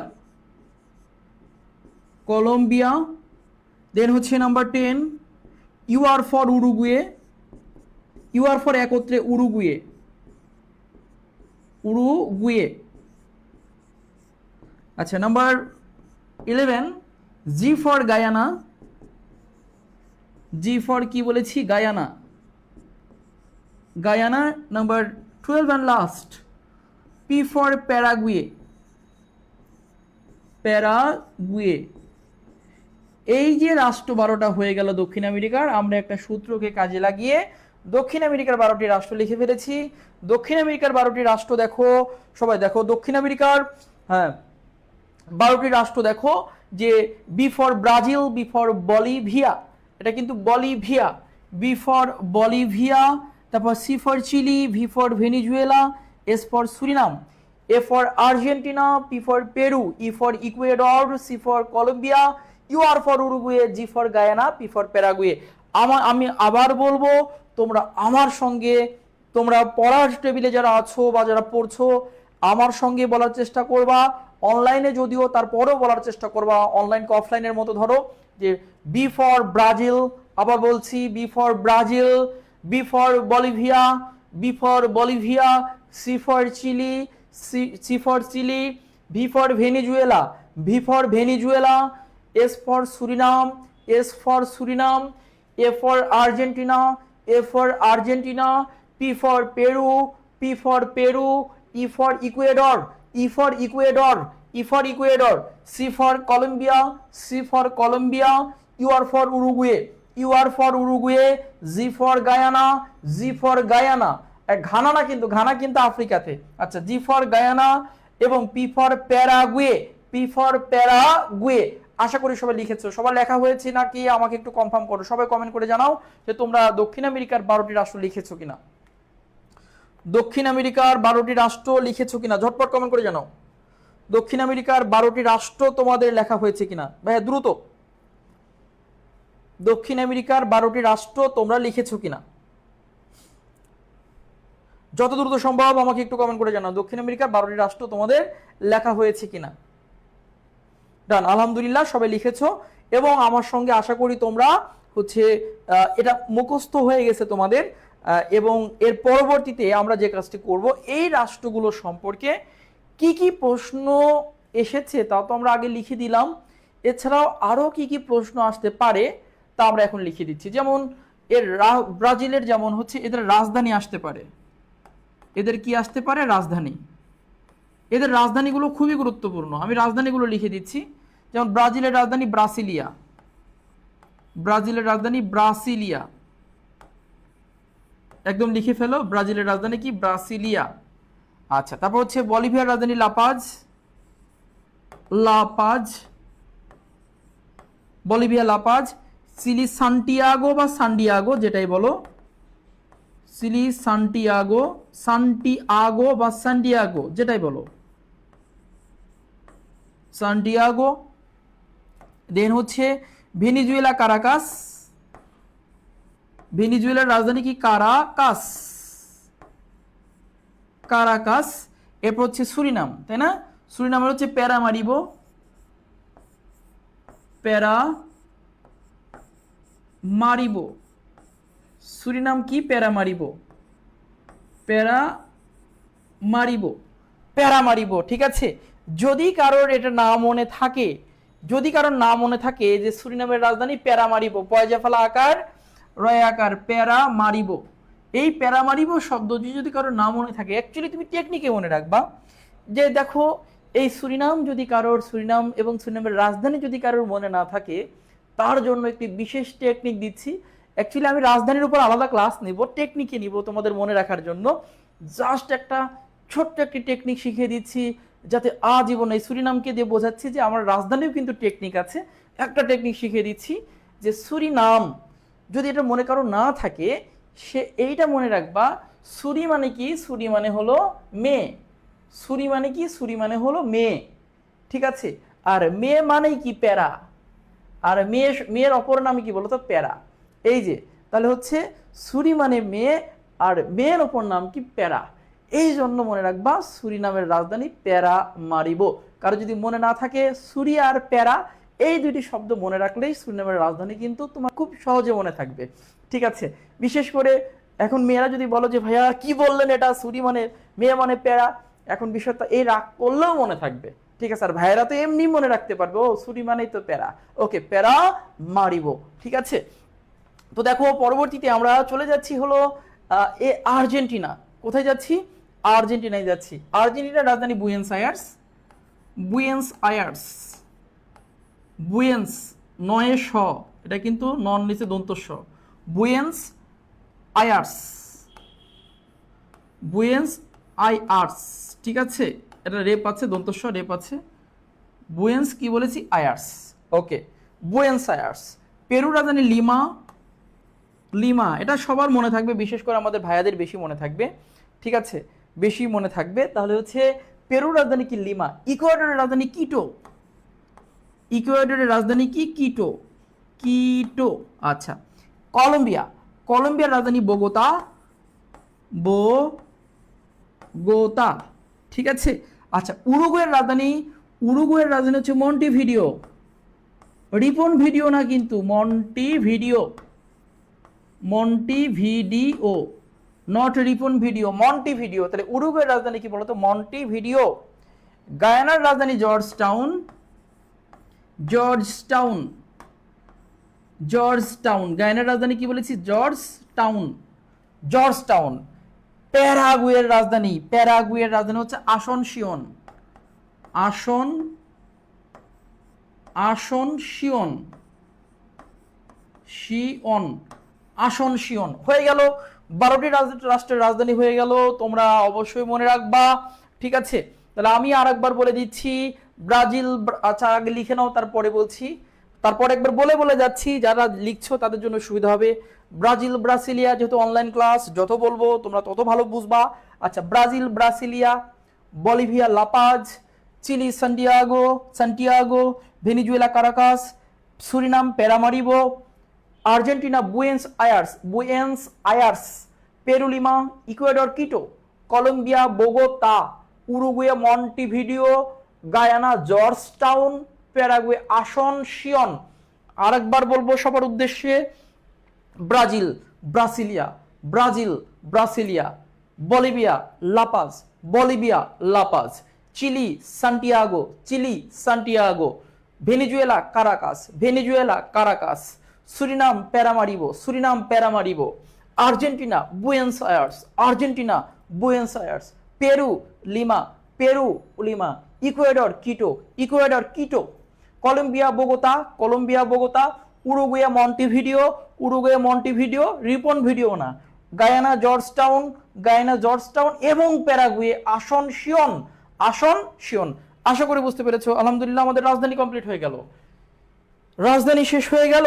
এবার আমরা এদের এদের মুদ্রাগুলো লিখে ফেলতে পারি টেকনিকে, এদের মুদ্রাগুলো লিখে ফেলতে পারি, ঠিক আছে? এদের মুদ্রা লিখতে পারি। যেমন এবার মুদ্রা লিখে দিচ্ছি, এদের কিন্তু মুদ্রাও পরীক্ষা আসে, টেকনিকে মুদ্রা লিখে দিচ্ছি না, মুদ্রার উপর আলাদা ক্লাস নিব না, আচ্ছা লিখে দিই। এদের মুদ্রা লিখে দিচ্ছি, কারেন্সি লিখে দিচ্ছি মুদ্রা। ব্রাজিলের মুদ্রা রিয়াল, ব্রাজিলের মুদ্রা কি বলেছি? রিয়াল। ওকে।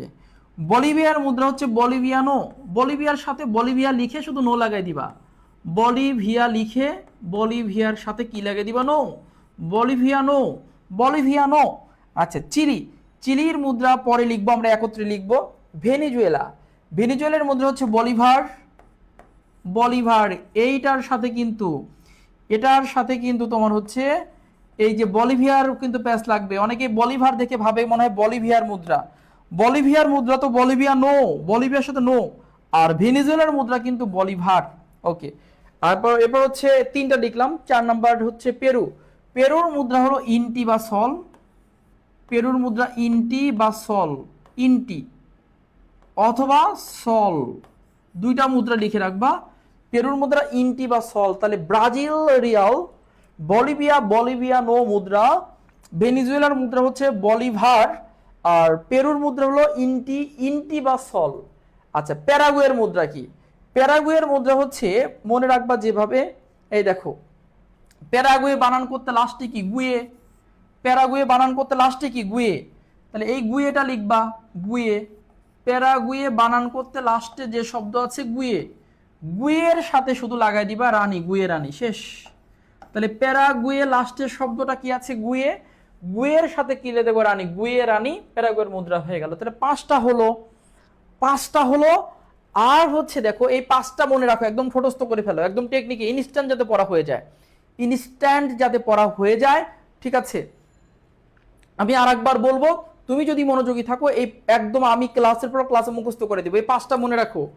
ব্রাজিল রিয়াল, ব্রাজিল রিয়াল ঠোঁটস্থ করে ফেলো, ব্রাজিল রিয়াল। আচ্ছা বলিভিয়া, বলিভিয়ার সাথে নো লাগাই দাও, বলিভিয়া নো, বলিভিয়া নো। ওকে, বলিভিয়া নো, ঠিক আছে, হয়ে গেল, 2টা হয়ে গেল। তাহলে ব্রাজিল রিয়াল, বলিভিয়া বলিভিয়ানো। আর ভেনেজুয়েলা কি? বলিভার, ভেনেজুয়েলার মুদ্রা কি? বলিভার। 3টা হয়ে গেল। পেরুর মুদ্রা ইনটি বা সল, দুটাই মনে রাখবা, ইনটি অথবা সল, যে কোনো একটা পরীক্ষা আসবে। প্যারাগুয়ের মুদ্রা কি? প্যারাগুয়ে, লাস্টে গুয়ে আর লাগাই দিব কি? রানী, গুয়ে রানী, গুয়ে রানী। 5টা হয়ে গেল। এই 5টা শেখার পরে, দক্ষিণ আমেরিকার এই 5টা রাষ্ট্রের মুদ্রা শেখার পরে 3টা মনে রাখবা। সুগাই, সুগাই সামনে কি লক্ষ্য করো, সুগাই মানে কি? সু মানে ভালো, আর গাই মানে কি? গরু। দেখো সুগাই ইকুয়াল ডলার, এরকম মনে রাখতে পারো মুদ্রা মনে রাখতে গিয়ে, যে আমরা বলি কি সুগাই, সু মানে কি? ভালো, আর গাই মানে কি? গরু। স্বাস্থ্যবান গরু কিসে ভালো হয়? ডলারে ভালো হয়, টাকার চেয়ে ডলারের মূল্য বেশি। তাহলে সুগাই ইকুয়াল ডলার। দেখো সুতে সুরিনাম, সুরিনাম আছে কোথায়? এই যে সুরিনামের, সুরিনামের মুদ্রা তাহলে কি হবে? ডলার হবে। সুগাই ইকুয়াল লিখেছি ডলার, মানে সুগাই মানে স্বাস্থ্যবান গাই বা গরু কিনতে কি লাগবে? ডলারও লাগবে। এই জন্য দেখো সুতে সুরিনাম মুদ্রা ডলার, গাতে গায়ানা, গায়ানা কোথায় আছে? গায়ানা আছে কোথায়? যে গায়ানা, গায়ানার মুদ্রা কি? ডলার, গায়ানার মুদ্রা কি? ডলার। আর কি আছে? সুগাই। ইতে কি? ইকুয়েডর, ইকুয়েডর কোথায় আছে? এই যে ইকুয়েডর, ইকুয়েডরের মুদ্রা কি? দেখো ডলার। তাহলে দক্ষিণ আমেরিকার 3টি রাষ্ট্রের মুদ্রা আছে ডলার, দক্ষিণ আমেরিকার 3টি রাষ্ট্রের মুদ্রা আছে ডলার, 3টি রাষ্ট্রের মুদ্রা আছে ডলার। মনে রাখবো টেকনিকে, সুগাই, সু মানে ভালো, গাই মানে গরু, সু মানে ভালো, গাই মানে গরু। তাহলে ভালো গরু কিনতে গেলে অবশ্যই টাকার চেয়ে ডলারে ভালো হবে। সেই জন্য আমরা এখানে লিখেছি, দেখো সুতে সুগা ইকুয়াল ডলার লিখেছি, যে ভালো গরু কিনতে ডলার লাগবে। সু ইকুয়াল, সুতে কি হয় সুরিনাম মুদ্রা ডলার, গাতে গায়ানা মুদ্রা ডলার, ইতে ইকুয়েডর মুদ্রা ডলার। সবাই কি বুঝতে পেরেছো? পেরুর মুদ্রা লিমা, পেরুর রাজধানী হচ্ছে লিমা, আর মুদ্রা হচ্ছে ইন্টি বা সল। ঠিক আছে, ওকে, সবাই কি বুঝতে পেরেছো? এখন দেখো তো বাকি থাকে কয়টা? বাকি থাকে 4টা। তাহলে প্রথম 5টা মুখস্থ করেছো, আর 3টার মুদ্রা এখানে ডলার। তাহলে 5 3-এ কত হয়? 5 3-এ 8টা হয়ে গেল। আমরা 5টা প্রথমে লিখে শিখেছি, আর 3টা টেকনিকে শিখেছি, যে এই দক্ষিণ আমেরিকার, আবার বলছি এই দক্ষিণ আমেরিকার হচ্ছে তোমার 3টি রাষ্ট্রের মুদ্রার নাম কি আছে? ডলার আছে, তাই না? তো 5 3-এ কত হলো? 8। আর বাকি থাকে কয়টা? 4টা বাকি থাকে, মোট 12টা রাষ্ট্র। বাকি যে 4টি আছে, কি কি বাকি আছে? এই দেখো, চিলি বাকি আছে, বাকি আছে হচ্ছে কলম্বিয়া, তাহলে 2টা সি বাকি আছে, চিলি কলম্বিয়া। আর বাকি আছে হচ্ছে আর্জেন্টিনা উরুগুয়ে। মনে রাখবো কিভাবে? মনে রাখার টেকনিক কিন্তু আমি তোমাদের শিখিয়ে দিব। এই যে 4টা বাকি আছে, 8টা শিখেছি, প্রথম 5টা আমরা লিখেছি, পরে 3টা আমরা টেকনিক অ্যাপ্লাই করেছি, 5 3-এ 8। আর বাকি থাকে 4টা। এই 4টা মনে রাখবো যে এই সূত্রের মধ্যে 2টা সি আছে, একটা চিলি একটা কলম্বিয়া, এই 2টা।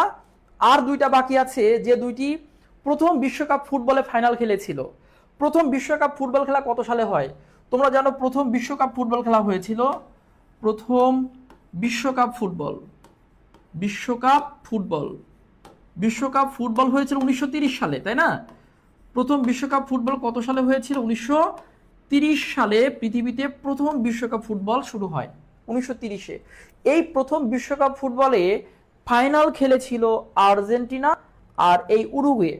এই আর্জেন্টিনা খেলেছিল আর এই উরুগুয়ে খেলেছিল। তাহলে এই দুইটা এভাবে মনে রাখো, যে যদিও চ্যাম্পিয়ন হয়েছিল উরুগুয়ে আর্জেন্টিনাকে 4 গোলে হারিয়ে, উরুগুয়ে আর্জেন্টিনাকে এই বিশ্বকাপ ফুটবলে 4 গোলে পরাজিত করে প্রথম বিশ্বকাপ ফুটবলে চ্যাম্পিয়ন হয়েছিল, মনে রাখবা। এখন আমরা যে 4টা বাকি থাকে, সেই 4টা মনে রাখবো কিভাবে? 2টা সি, এক সিতে চিলি, এক সিতে কলম্বিয়া। আর প্রথম বিশ্বকাপ ফুটবলে ফাইনাল খেলা 2টা রাষ্ট্র, একটা আর্জেন্টিনা একটা উরুগুয়ে। এই 4টার মুদ্রা হলো পেসো। এই 4টার মুদ্রা কি? পেসো। যে 4টা বাকি আছে, এই 4টা, 2টা সি বাকি আছে, একটা সি কি? চিলি, মুদ্রা কি? পেসো। আচ্ছা, আর একটা সি কি? কলম্বিয়ার মুদ্রা কি? পেসো। এই 4টা হলো পেসো। আর প্রথম বিশ্বকাপ ফুটবলে ফাইনাল খেলা 2টা রাষ্ট্র, একটা আর্জেন্টিনার মুদ্রাও কি বলেছি? পেসো। আর্জেন্টিনার মুদ্রা কি বলতো? পেসো। ওকে। তারপর হচ্ছে আর কে ফাইনাল খেলেছিল বিশ্বকাপ ফুটবলের প্রথমটা? উরুগুয়ের মুদ্রা কি বলতো? পেসো। হয়ে গেল। তাহলে দেখো, এবার তুমি মুদ্রার হিসাবে আসো, হিসেব চলে আসো, যে আচ্ছা, এবার মুদ্রার হিসেবে চলে আসি আমরা। যে প্রথম আমরা 5টা শিখেছি, ব্রাজিলের মুদ্রা রিয়াল, বলিভিয়ার মুদ্রা বলিভিয়ানো। আমি আবার বলছি, ব্রাজিলের মুদ্রা রিয়াল, বলিভিয়ার মুদ্রা বলিভিয়ানো, তারপর ভেনেজুয়েলার মুদ্রা বলিভার, পেরুর মুদ্রা ইন্টি বা সল, আর হলো প্যারাগুয়ের মুদ্রা গুয়েরানি। এই 5টা মনে রাখবো। মনে রাখার পর একটা সূত্র মনে রাখবো, সু মানে ভালো, গাই মানে গরু। তাহলে ভালো গরু কিনতে ডলার লাগবে, তাহলে সুগাই ইকুয়াল ডলার। তাহলে সুতে সুরিনাম ডলার, গায়ানা ডলার, ইকুয়েডরের মুদ্রা ডলার। তাহলে 5টা মুখস্থ রাখছি, 5টা টেকনিক, কত হয়ে গেল? 8টা। আর বাকি থাকে 4টা। এই 4টা কোন 4টা বাকি? 2টা সি দিয়ে রাষ্ট্র আছে, একটা চিলি একটা কলম্বিয়া।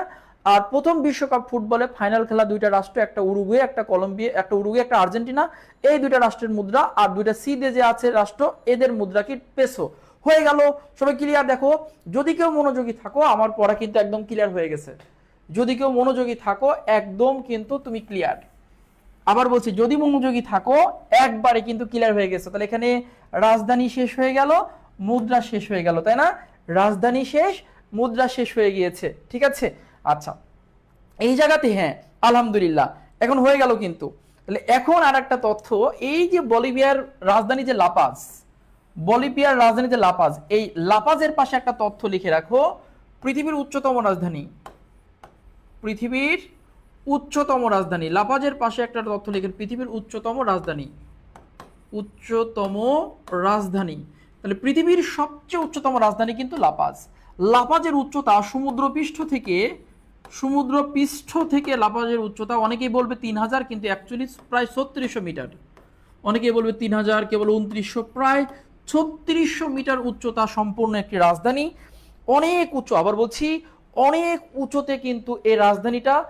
মনে রাখবা, পৃথিবীর সবচেয়ে উচ্চতম রাজধানীর খেতাব কিন্তু এই লাপাজের, বলিভিয়ার রাজধানী লাপাজ পৃথিবীর উচ্চতম রাজধানী, সমুদ্র পৃষ্ঠ থেকে প্রায় 3600 মিটার উপরে।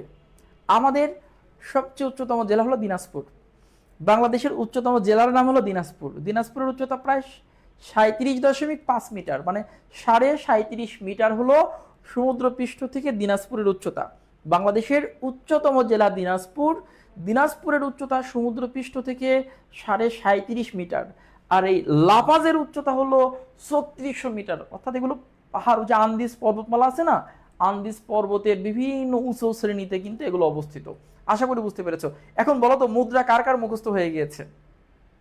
মুদ্রা কার কার মুখস্থ হয়েছে আমাকে একটু জানাও, এখানে কমেন্ট করে দাও যে কার কার মুদ্রা। প্যারাগুয়ের মুদ্রা কি বন্ধুরা, তোমরা নিজেরাই ভালো জানো। আচ্ছা, লক্ষ্য করো, তোমরা সবাই একটু কমেন্ট করে দাও যে এই যে মুদ্রা শিখিয়েছি টেকনিকে, তোমরা মুদ্রা কে কে মুখস্থ করতে পেরেছো। আমি তোমাদের একটু কমেন্ট দেখতে চাচ্ছি যে কার কার মুদ্রা মুখস্থ হয়েছে, কে কে মুদ্রা মুখস্থ করতে পেরেছো, এবং তোমরা কে কে এখনো ক্লাসটি শেয়ার করে রাখোনি। একটা কৃতজ্ঞতা বোধ থেকেও তো শেয়ার করে রাখা উচিত, যে ভাইরা বলছে, ভাইরা বললে যদি খুশি হয়, একটু শেয়ার করে রাখি, তোমাদের প্রয়োজনেই তো। তোমরা যত অনুপ্রাণিত হবা, আমাদের যত উৎসাহিত করবা, আমাদের উৎসাহের জায়গায় এক জায়গায়, তোমরা ক্লাস করবা, তোমরা কমেন্ট করছো, বা তোমরা ক্লাসগুলো ভালো মতো নিচ্ছ, পড়ছো, শেয়ার করছো, এটা আমাদের অনুপ্রেরণার জায়গা, উৎসাহর জায়গা। তো তোমাদের যেমন আমরা উৎসাহ দেওয়ার জন্য যথেষ্ট চেষ্টা করি, আমাদের উৎসাহ দেওয়ার জন্য তোমরা বলার আগেই, ক্লাস শুরু হলে সাথে সাথে ক্লাসটি শেয়ার করে রাখবা টাইম লাইনে। এই কাজটা অবশ্যই করবা তোমরা, ঠিক আছে? আচ্ছা, ইনশাল্লাহ। তো আমরা এখান থেকে আর দুই একটা তথ্য দেখি, দেওয়া যায় কিনা। এই যে দেখো, ভেনিজুয়েলা আছে না, ভেনিজুয়েলার পাশে একটা তথ্য লিখে রাখো যে তেল সমৃদ্ধ, তেল, দক্ষিণ আমেরিকার তেল সমৃদ্ধ রাষ্ট্র, তেল, তেল সমৃদ্ধ রাষ্ট্র, দক্ষিণ আমেরিকার তেল সমৃদ্ধ রাষ্ট্র। তাহলে দক্ষিণ আমেরিকার তেল সমৃদ্ধ রাষ্ট্র কোনটা? ভেনিজুয়েলা। দক্ষিণ আমেরিকার যে রাষ্ট্রে প্রচুর তেল রয়েছে সেটি হচ্ছে ভেনিজুয়েলা, ঠিক আছে? আচ্ছা, তেল। আচ্ছা, এরপর হচ্ছে আর একটা তথ্য তোমরা লিখে রাখতে পারো, যে একটা হলো বলিভিয়ার পাশে, বলিভিয়াটা ডাক দিয়ে, বলিভিয়া ডাক দিয়ে, আর হচ্ছে প্যারাগুয়ে ডাক দিয়ে। বলিভিয়া আর প্যারাগুয়ে এই দুইটা আলাদা করে লেখো, রাষ্ট্র দুইটা আলাদা করে লিখে লেখো যে বলিভিয়া ও প্যারাগুয়ে দক্ষিণ আমেরিকার ভূবেষ্টিত রাষ্ট্র। বলিভিয়া, বলিভিয়া ও প্যারাগুয়ে, ও কি বলেছি, প্যারাগুয়ে। এই যে দুটো রাষ্ট্র দেখতে পাচ্ছ, প্যারাগুয়ে, এই দুটি রাষ্ট্র দক্ষিণ আমেরিকার ল্যান্ডলকড, ল্যান্ডলকড, LOCKED, ল্যান্ডলকড। আর ল্যান্ডলকডের বাংলা কি? বা স্থলবেষ্টিত, স্থলবেষ্টিত। এর আর একটা নাম আছে, বা আর একটা নাম আছে ভূবেষ্টিত, ভূবেষ্টিত। তিনটা নামে পরীক্ষা আসতে পারে। ল্যান্ডলকড ইংরেজি নাম, স্থলবেষ্টিত বাংলা, আর একটা নাম আছে ভূবেষ্টিত। অর্থাৎ যেসব রাষ্ট্র অন্য রাষ্ট্রের মাঝখানে পড়ে গেছে, যেসব রাষ্ট্রের সাথে কোনো সাগর, মহাসাগর, উপসাগরের সীমানা নাই। সুন্দর করে বোঝো যে স্থলবেষ্টিত, ভূবেষ্টিত বা ল্যান্ডলক রাষ্ট্র কাকে বলে। এই মহাদেশে যে দুইটা আছে, অ্যাকচুয়ালি স্থলবেষ্টিত শব্দের অর্থ কি, ল্যান্ডলক বা ভূবেষ্টিত শব্দের অর্থ কি? অর্থাৎ যে দেশ অন্য রাষ্ট্রের ভিতরে পড়ে গেছে, অন্য রাষ্ট্রের সীমানা দ্বারা আটকা পড়ে গেছে, অন্য রাষ্ট্রর মাঝে পড়ে গেছে, কোনো সাগর, মহাসাগর, উপসাগরের সাথে যাদের লিঙ্ক নাই, সীমান্ত নাই, এইসব বদ্ধ রাষ্ট্র, অন্য রাষ্ট্রের সীমান্ত দ্বারা আটকানো রাষ্ট্রকে বলা হয় ভূবেষ্টিত বা স্থলবেষ্টিত বা ল্যান্ড লক। ল্যান্ড মানে মাটি, লক মানে কি আটকানো, ঠিক আছে? তো তোমরা বুঝতে পেরেছো, যেমন আমাদের দক্ষিণ এশিয়াতে আছে আফগানিস্তান, নেপাল, ভুটান। নেপাল যেমন, নেপাল হচ্ছে নেপাল হচ্ছে চীন এবং ভারতের সীমানা দ্বারা আটকানো। চীন এবং ভারতের সীমানা দ্বারা কি নেপাল আটকানো, এই জন্য নেপাল কি ল্যান্ডলকড, মানে ভূমি দ্বারা আটকানো।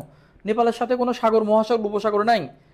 আবার দেখো আমাদের ভুটান, ভুটানও কিন্তু চীন এবং ভারতের সীমানা দ্বারা আটকানো, কিন্তু আমরা কি ল্যান্ডলকড, আমাদের দক্ষিণে কিন্তু বঙ্গোপসাগরের সীমানা আছে, যেন আমরা ল্যান্ডলকড না, বা আমরা ভূবেষ্টিত না, বা আমরা স্থলবেষ্টিত না। পৃথিবীতে এরকম আটকানো, পৃথিবীতে এরকম আটকানো, মাটি দ্বারা আটকানো অন্যান্য রাষ্ট্রের সীমানার মাঝে পড়ে গেছে এমন রাষ্ট্র যে কয়টা আছে তার মধ্যে দক্ষিণ আমেরিকাতে আছে দুইটা, একটা হচ্ছে বলিভিয়া, একটা হচ্ছে প্যারাগুয়ে। দক্ষিণ আমেরিকার এই দুটি রাষ্ট্রকে বলা হচ্ছে ল্যান্ডলকড বা স্থলবেষ্টিত বা ভূবেষ্টিত, অর্থাৎ এই দুটি রাষ্ট্র অন্যান্য রাষ্ট্রের মাঝে পড়ে গেছে। তোমাদের কাছে যদি মানচিত্র থাকে আন্তর্জাতিক, দক্ষিণ আমেরিকা বের করে দেখবা এই দুটি রাষ্ট্র অন্যান্য রাষ্ট্রগুলোর ভিতরে পড়ে গেছে, মানে এই দুটি রাষ্ট্রের চারপাশে অন্যান্য রাষ্ট্র, এই দুটি রাষ্ট্র অন্য কোনো সাগর, মহাসাগর, উপসাগরের সাথে সীমান্ত নেই, এই জন্য এগুলো ল্যান্ডলক বলা হয়। তো এখন যদি তোমাদের কাছে প্রশ্ন করি আমি, বলো প্যারাগুয়ে, প্যারাগুয়ে ও বলিভিয়ায় সমুদ্র বন্দর কতটি? কে উত্তর করতে পারবে? প্যারাগুয়ে ও বলিভিয়ায় সমুদ্র বন্দর কতটি? দেখি কে কে উত্তর করতে পারো। প্যারাগুয়ে ও বলিভিয়ায় সমুদ্র বন্দর কতটি? আমি তোমাদের কমেন্ট দেখার অপেক্ষায় থাকলাম। প্যারাগুয়ে ও বলিভিয়ায় সমুদ্র বন্দর কতটি? প্যারাগুয়ে ও বলিভিয়াতে সমুদ্র বন্দর কতটি? দ্রুত উত্তর করো। প্যারাগুয়ে ও বলিভিয়ায় কতটি সমুদ্র বন্দর আছে? প্রত্যেকে উত্তর করতে হবে। যদি তুমি আমার পড়াটা বুঝতে পারো তাহলে ইনশাল্লাহ প্রত্যেকে উত্তর করতে পারবা। প্যারাগুয়ে ও বলিভিয়ায় সমুদ্র বন্দর কতটি? লিখেছে মনির, লিখেছে রিজেন নাকি যাই হোক, রাইহান যাই হোক, তারপর হচ্ছে ফাজিয়া, আচ্ছা অনেকে সাকিব, ছোট ছোট নাম দেখা যাচ্ছে। আচ্ছা তানিয়া লিখেছে, দেন হচ্ছে মাম্পি নাকি রাম্পি, মাম্পি, বাহ তোমার নাম তো ইউনিক নাম। তারপর সাকিব হাসান লিখেছে, মিজানুর রহমান লিখেছে সমুদ্র বন্দর নাই। সমুদ্র বন্দর কেন থাকবে? এগুলো তো ল্যান্ডলক কান্ট্রি, এদের তো সমুদ্র, সাগর, মহাসাগরের সাথে কোনো লিঙ্কই নাই, এগুলো তো অন্য রাষ্ট্রের সীমানার মধ্যে আবদ্ধ, এই জন্য তো নাম হয়েছে ল্যান্ডলকড, ভূবেষ্টিত বা স্থলবেষ্টিত। তাহলে দক্ষিণ আমেরিকার কতটি রাষ্ট্রের সমুদ্র বন্দর নাই?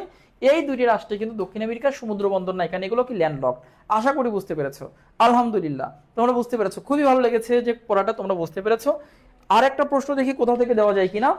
এই যে ইকুয়েডরকে দেখো না, ইকুয়েডর, ইকুয়েডর থেকে একটা প্রশ্ন মাঝে মাঝে আসে, ইকুয়েডর থেকে প্রশ্ন আসে, ইকুয়েডরকে বলা হয় চির বসন্ত দেশ, ইকুয়েডরকে বলা হয় চির বসন্ত দেশ।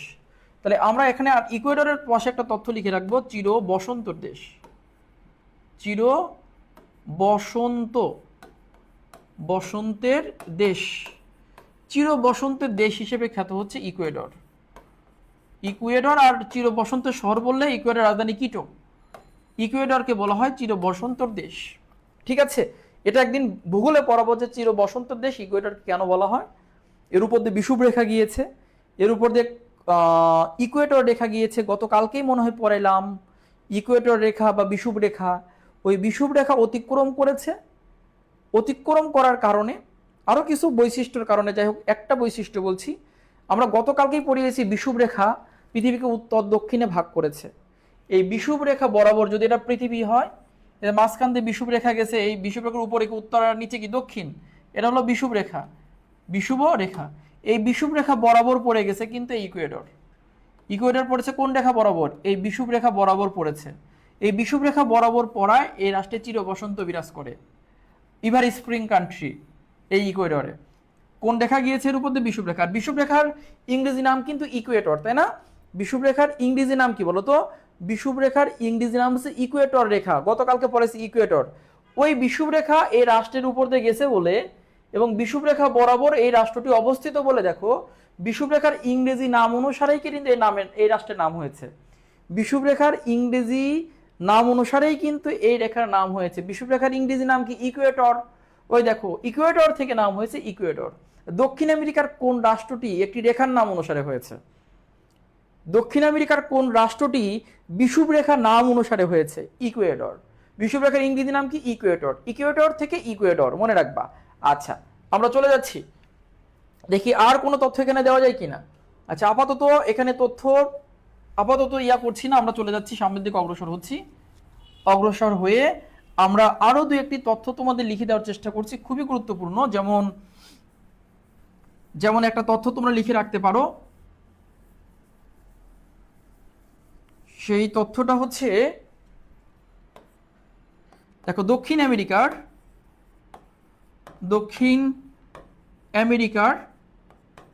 বিখ্যাত ব্যক্তি, আমরা কয়েকটা বিখ্যাত ব্যক্তির নাম লিখে রাখি। দক্ষিণ আমেরিকার বিখ্যাত ব্যক্তি, দক্ষিণ আমেরিকার কয়েকজন বিখ্যাত ব্যক্তির নাম লিখে রাখো, যা বইতেও পাবা না, ভালো করে ছন্ন ছাড়া পাবা। কয়েকজন বিখ্যাত ব্যক্তি, যেমন আমরা 1 নম্বরে লিখছি সাইমন বলিভার, সাইমন বা সিমন বলিভার বলে অনেকে, সাইমন বলিভার একজনের নাম লিখেছি, সাইমন বলিভার, ইনার নামটা লিখে রাখো। একজনের নাম রাখো হুগো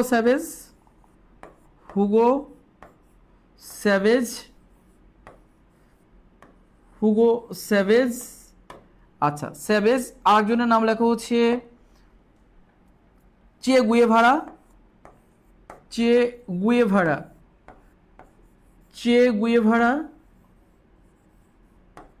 আচ্ছা, আরেকজন 4 নাম্বার লেখা হচ্ছে ওনার নাম হলো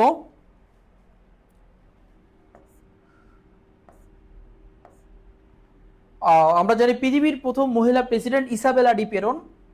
ইসাবেলা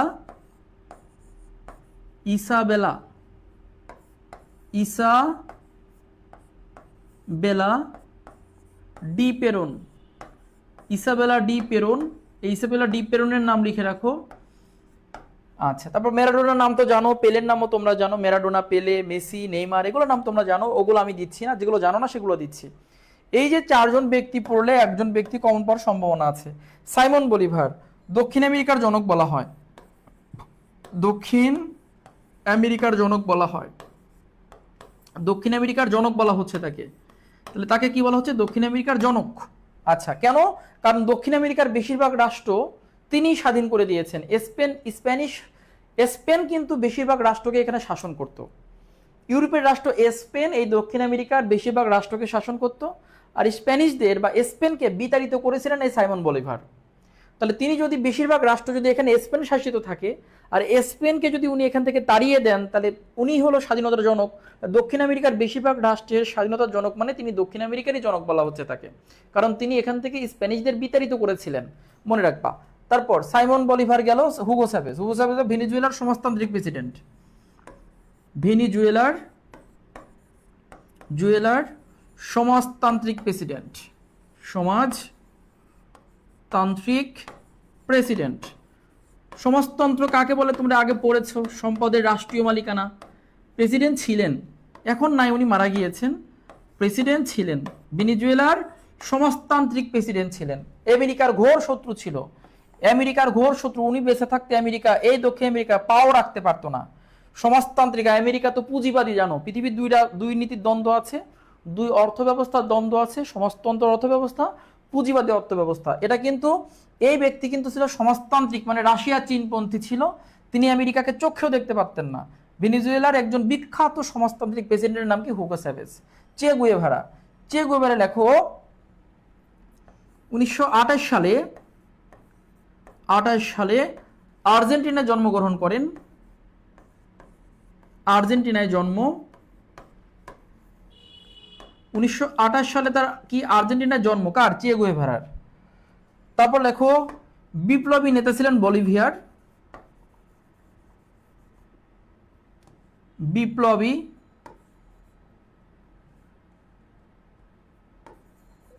বিপ্লবী নেতা ছিলেন বলিভিয়ার। তিনি বলিভিয়ার কি ছিলেন? বিপ্লবী নেতা ছিলেন। তিনি বলিভিয়ার বিপ্লবী নেতা ছিলেন, তাই না? বলিভিয়ার কি ছিলেন? বিপ্লবী নেতা ছিলেন, ঠিক আছে। বলিভিয়ার বিপ্লবী নেতা ছিলেন, বলিভিয়া। এবং বাণিজ্য মন্ত্রী ছিলেন কিউবার। অনেকে বলে স্বাস্থ্যমন্ত্রী না, বাণিজ্য মন্ত্রী ছিল কিউবার। দেখো একজন ব্যক্তি কত রাষ্ট্রের সাথে জড়িত। বাণিজ্য মন্ত্রী কোন দেশের ছিল? কিউবার। তিনি কিউবার বাণিজ্য মন্ত্রী ছিলেন। তিনি নিহত হন 1967 সালে। এই ব্যক্তি সম্পর্কে ভালো করে মনে রেখো, তিনি নিহত 1967 সালে। তিনি একজন সমাজতান্ত্রিক প্রেসিডেন্ট, সমাজতান্ত্রিক নেতা। তিনিও সমাজতান্ত্রিক নেতা, সমাজতান্ত্রিক নেতা, হুগো স্যাভেজের মতোই সমাজতান্ত্রিক কি নেতা ছিলেন। তিনি একজন সমাজতান্ত্রিক নেতা ছিলেন, সমাজতন্ত্র নিয়ে কাজ করতো। এই যে হুগো স্যাভেজ যেমন সমাজতান্ত্রিক নেতা, আমেরিকার ঘোর বিরোধী, রাশিয়া চীনপন্থী, ঠিক চে গুয়েভারা হুগো স্যাভেজের চেয়েও বড় নেতা ছিল। ফিদেল কাস্ত্রোর উনি একজন সহযোগী ছিলেন। ফিদেল কাস্ত্রো, কিউবার প্রেসিডেন্ট ফিদেল কাস্ত্রোর নাম শুনেছ? ফিদেল কাস্ত্রো একজন সহযোগী ছিল, একজন সমাজতান্ত্রিক নেতা ছিল, একজন বিপ্লবী ছিল, সমাজতন্ত্রের জন্য লড়াই করেছে, আমেরিকার বিরুদ্ধে লড়াই করেছে। কে? এই হুগো স্যাভেজ। তাহলে হুগো স্যাভেজের পরিচয় কি? হুগো স্যাভেজ একজন সমাজতান্ত্রিক নেতা। হুগো স্যাভেজ জন্মগ্রহণ করছে কত সালে? 1928 সালে। কোন দেশে? আর্জেন্টিনায়। তিনি কোন দেশের বিপ্লবী নেতা ছিলেন? বলিভিয়া। তাহলে জন্ম আর্জেন্টিনা, বিপ্লবী নেতা বলিভিয়া।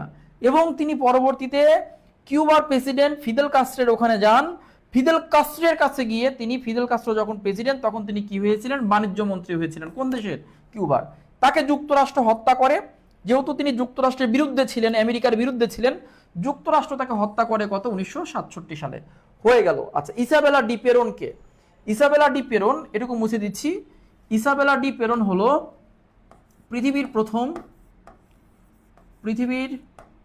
প্রথম মহিলা প্রেসিডেন্ট বা নারী প্রেসিডেন্ট। পৃথিবীর প্রথম নারী প্রেসিডেন্ট বা মহিলা প্রেসিডেন্ট। পৃথিবীর প্রথম নারী প্রেসিডেন্ট বা কি বলেছি? মহিলা প্রেসিডেন্ট ইসাবেলা পেরন। আর পৃথিবীর প্রথম নারী প্রধানমন্ত্রী কিন্তু শ্রীলঙ্কার শ্রীমাভো বন্দরনায়েকে। পৃথিবীর প্রথম নারী প্রধানমন্ত্রী শ্রীলঙ্কার শ্রীমাভো বন্দরনায়েকে, নারী প্রধানমন্ত্রী শ্রীলঙ্কার। পৃথিবীর প্রথম নারী প্রেসিডেন্টের নাম ইসাবেলা ডি পেরন। ইনি হলো পৃথিবীর প্রথম নারী প্রেসিডেন্ট। ইনার বাড়ি কোথায়? ইনার বাড়ি কিন্তু আর্জেন্টিনায়। ইনার বাড়ি কোথায় বলো তো? আর্জেন্টিনা। অর্থাৎ ইসাবেলা ডি পেরনের বাড়ি কোথায়? আর্জেন্টিনা। এটাও লিখে দিচ্ছি, আর্জেন্টিনা। উনি আর্জেন্টিনার নাগরিক, মনে রাখবা। উনি কোন দেশের নাগরিক? আর্জেন্টিনার নাগরিক। ঠিক আছে, তিনি কোন দেশের নাগরিক? আর্জেন্টিনার নাগরিক। ঠিক আছে, তিনি আর্জেন্টিনার নাগরিক। তাহলে বলো তো ভাইরা, পৃথিবীর প্রথম মহিলা প্রেসিডেন্টকে? দ্রুত উত্তর করো। পৃথিবীর প্রথম মহিলা প্রেসিডেন্ট কে? সবার কাছে প্রশ্ন, পৃথিবীর প্রথম মহিলা প্রেসিডেন্ট কে? তোমরা উত্তর করো। পৃথিবীর প্রথম মহিলা প্রেসিডেন্ট কে? সবাই। চে গুয়েভারা কি বলেন? চে গুয়েভারা তো বললাম, চে গুয়েভারা এত সময় চে গুয়েভারা বললাম, এখন বলে চে গুয়েভারা কি পড়লেন? ঠিক আছে, পৃথিবীর প্রথম নারী প্রেসিডেন্ট কে? চে গুয়েভারা বলেছি সমাজতান্ত্রিক নেতা, একজন সমাজতান্ত্রিক নেতা। ঠিক আছে, ওনার জন্ম আর্জেন্টিনায়, উনি বিপ্লবী নেতা হচ্ছে বলিভিয়ার। ঠিক আছে, উনি বিপ্লবী নেতা বলিভিয়ার এবং তিনি কিউবার স্বাস্থ্যমন্ত্রী ছিলেন। আচ্ছা, তাহলে আবার বলছি, পৃথিবীর প্রথম মহিলা প্রেসিডেন্টের নাম কি? Isabella de Peron. পৃথিবীর প্রথম মহিলা প্রেসিডেন্টের নাম কি? Isabella de Peron. ঠিক আছে, ওকে, ইসাবেলা ডি পেরন। এখনই ঠিক হয়ে যাবে ভাইরা, তোমরা কমেন্ট করতে থাকো, ঠিক হয়ে যাবে ইনশাল্লাহ। ঠিক আছে, ওকে। তো তোমরা আমাকে দেখতে পাচ্ছ কিনা এখন? আচ্ছা, পরবর্তী প্রশ্ন তোমাদের কাছে, যে চে গুয়েভারা কোন দেশে জন্মগ্রহণ করেছিলেন? চে গুয়েভারা, পরবর্তী প্রশ্ন, চে গুয়েভারা কোন দেশে জন্মগ্রহণ করেছিলেন? হচ্ছে না তো? হ্যাঁ, চে গুয়েভারা কোন দেশে জন্মগ্রহণ করেছিলেন? চে গুয়েভারার জন্ম হচ্ছে কোথায় বলো তো? আর্জেন্টিনা। 1928 সালে আর্জেন্টিনায় জন্ম। তিনি বিপ্লবী নেতা কোন দেশের ছিলেন? বলিভিয়ার। আর তিনি বাণিজ্য মন্ত্রী ছিলেন কিন্তু কিউবার। ওকে, শেষ হয়ে গেল আমাদের। দক্ষিণ আমেরিকার বিখ্যাত ব্যক্তিত্ব যেগুলো আছে, সাইমন বলিভার দক্ষিণ আমেরিকার জনক বলা হচ্ছে, কারণ তিনি স্প্যানিশদের বিতাড়িত করেছিলেন, স্পেনকে এখান থেকে বিতাড়িত করে দিয়েছিলেন। কোথায় থেকে? দক্ষিণ আমেরিকা থেকে। হুগো চ্যাভেজ ভেনেজুয়েলার একজন বিখ্যাত সমাজতান্ত্রিক প্রেসিডেন্ট ছিলেন। চে গুয়েভারা সমাজতান্ত্রিক নেতা, 1928 সালে আর্জেন্টিনার জন্ম, বিপ্লবী নেতা বলিভিয়া, বাণিজ্য মন্ত্রী কিউবা। তিনি নিহত হন 1967 সালে, তাকে আমেরিকা মেরে ফেলে আর কি। আচ্ছা, এরপর ইসাবেলা ডি পেরন, তিনি পৃথিবীর প্রথম নারী প্রেসিডেন্ট, তার জন্ম কোথায়? আর্জেন্টিনাতে। হয়ে গেল। লাস্ট, সর্বশেষ অংশ, ফিনিশিং দিচ্ছি এবার। সর্বশেষ অংশ মনে রাখবা, সর্বশেষ লাইন আমাদের, মানে সর্বশেষ টপিক এই মহাদেশের। অল্প সময়ের মধ্যে আমরা সর্বশেষ অংশ আমরা পড়ে দিচ্ছি যে কি কি আছে। আর লেখো, দক্ষিণ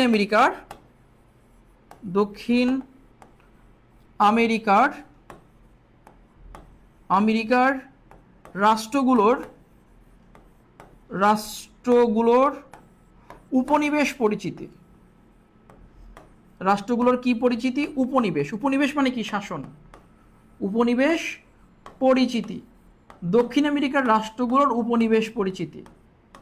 উপনিবেশ পরিচিতি মানে এই রাষ্ট্র, দক্ষিণ আমেরিকার যে 12টা রাষ্ট্র আছে, এই 12টা, আমাদের কিন্তু আর অল্প সময় আছে।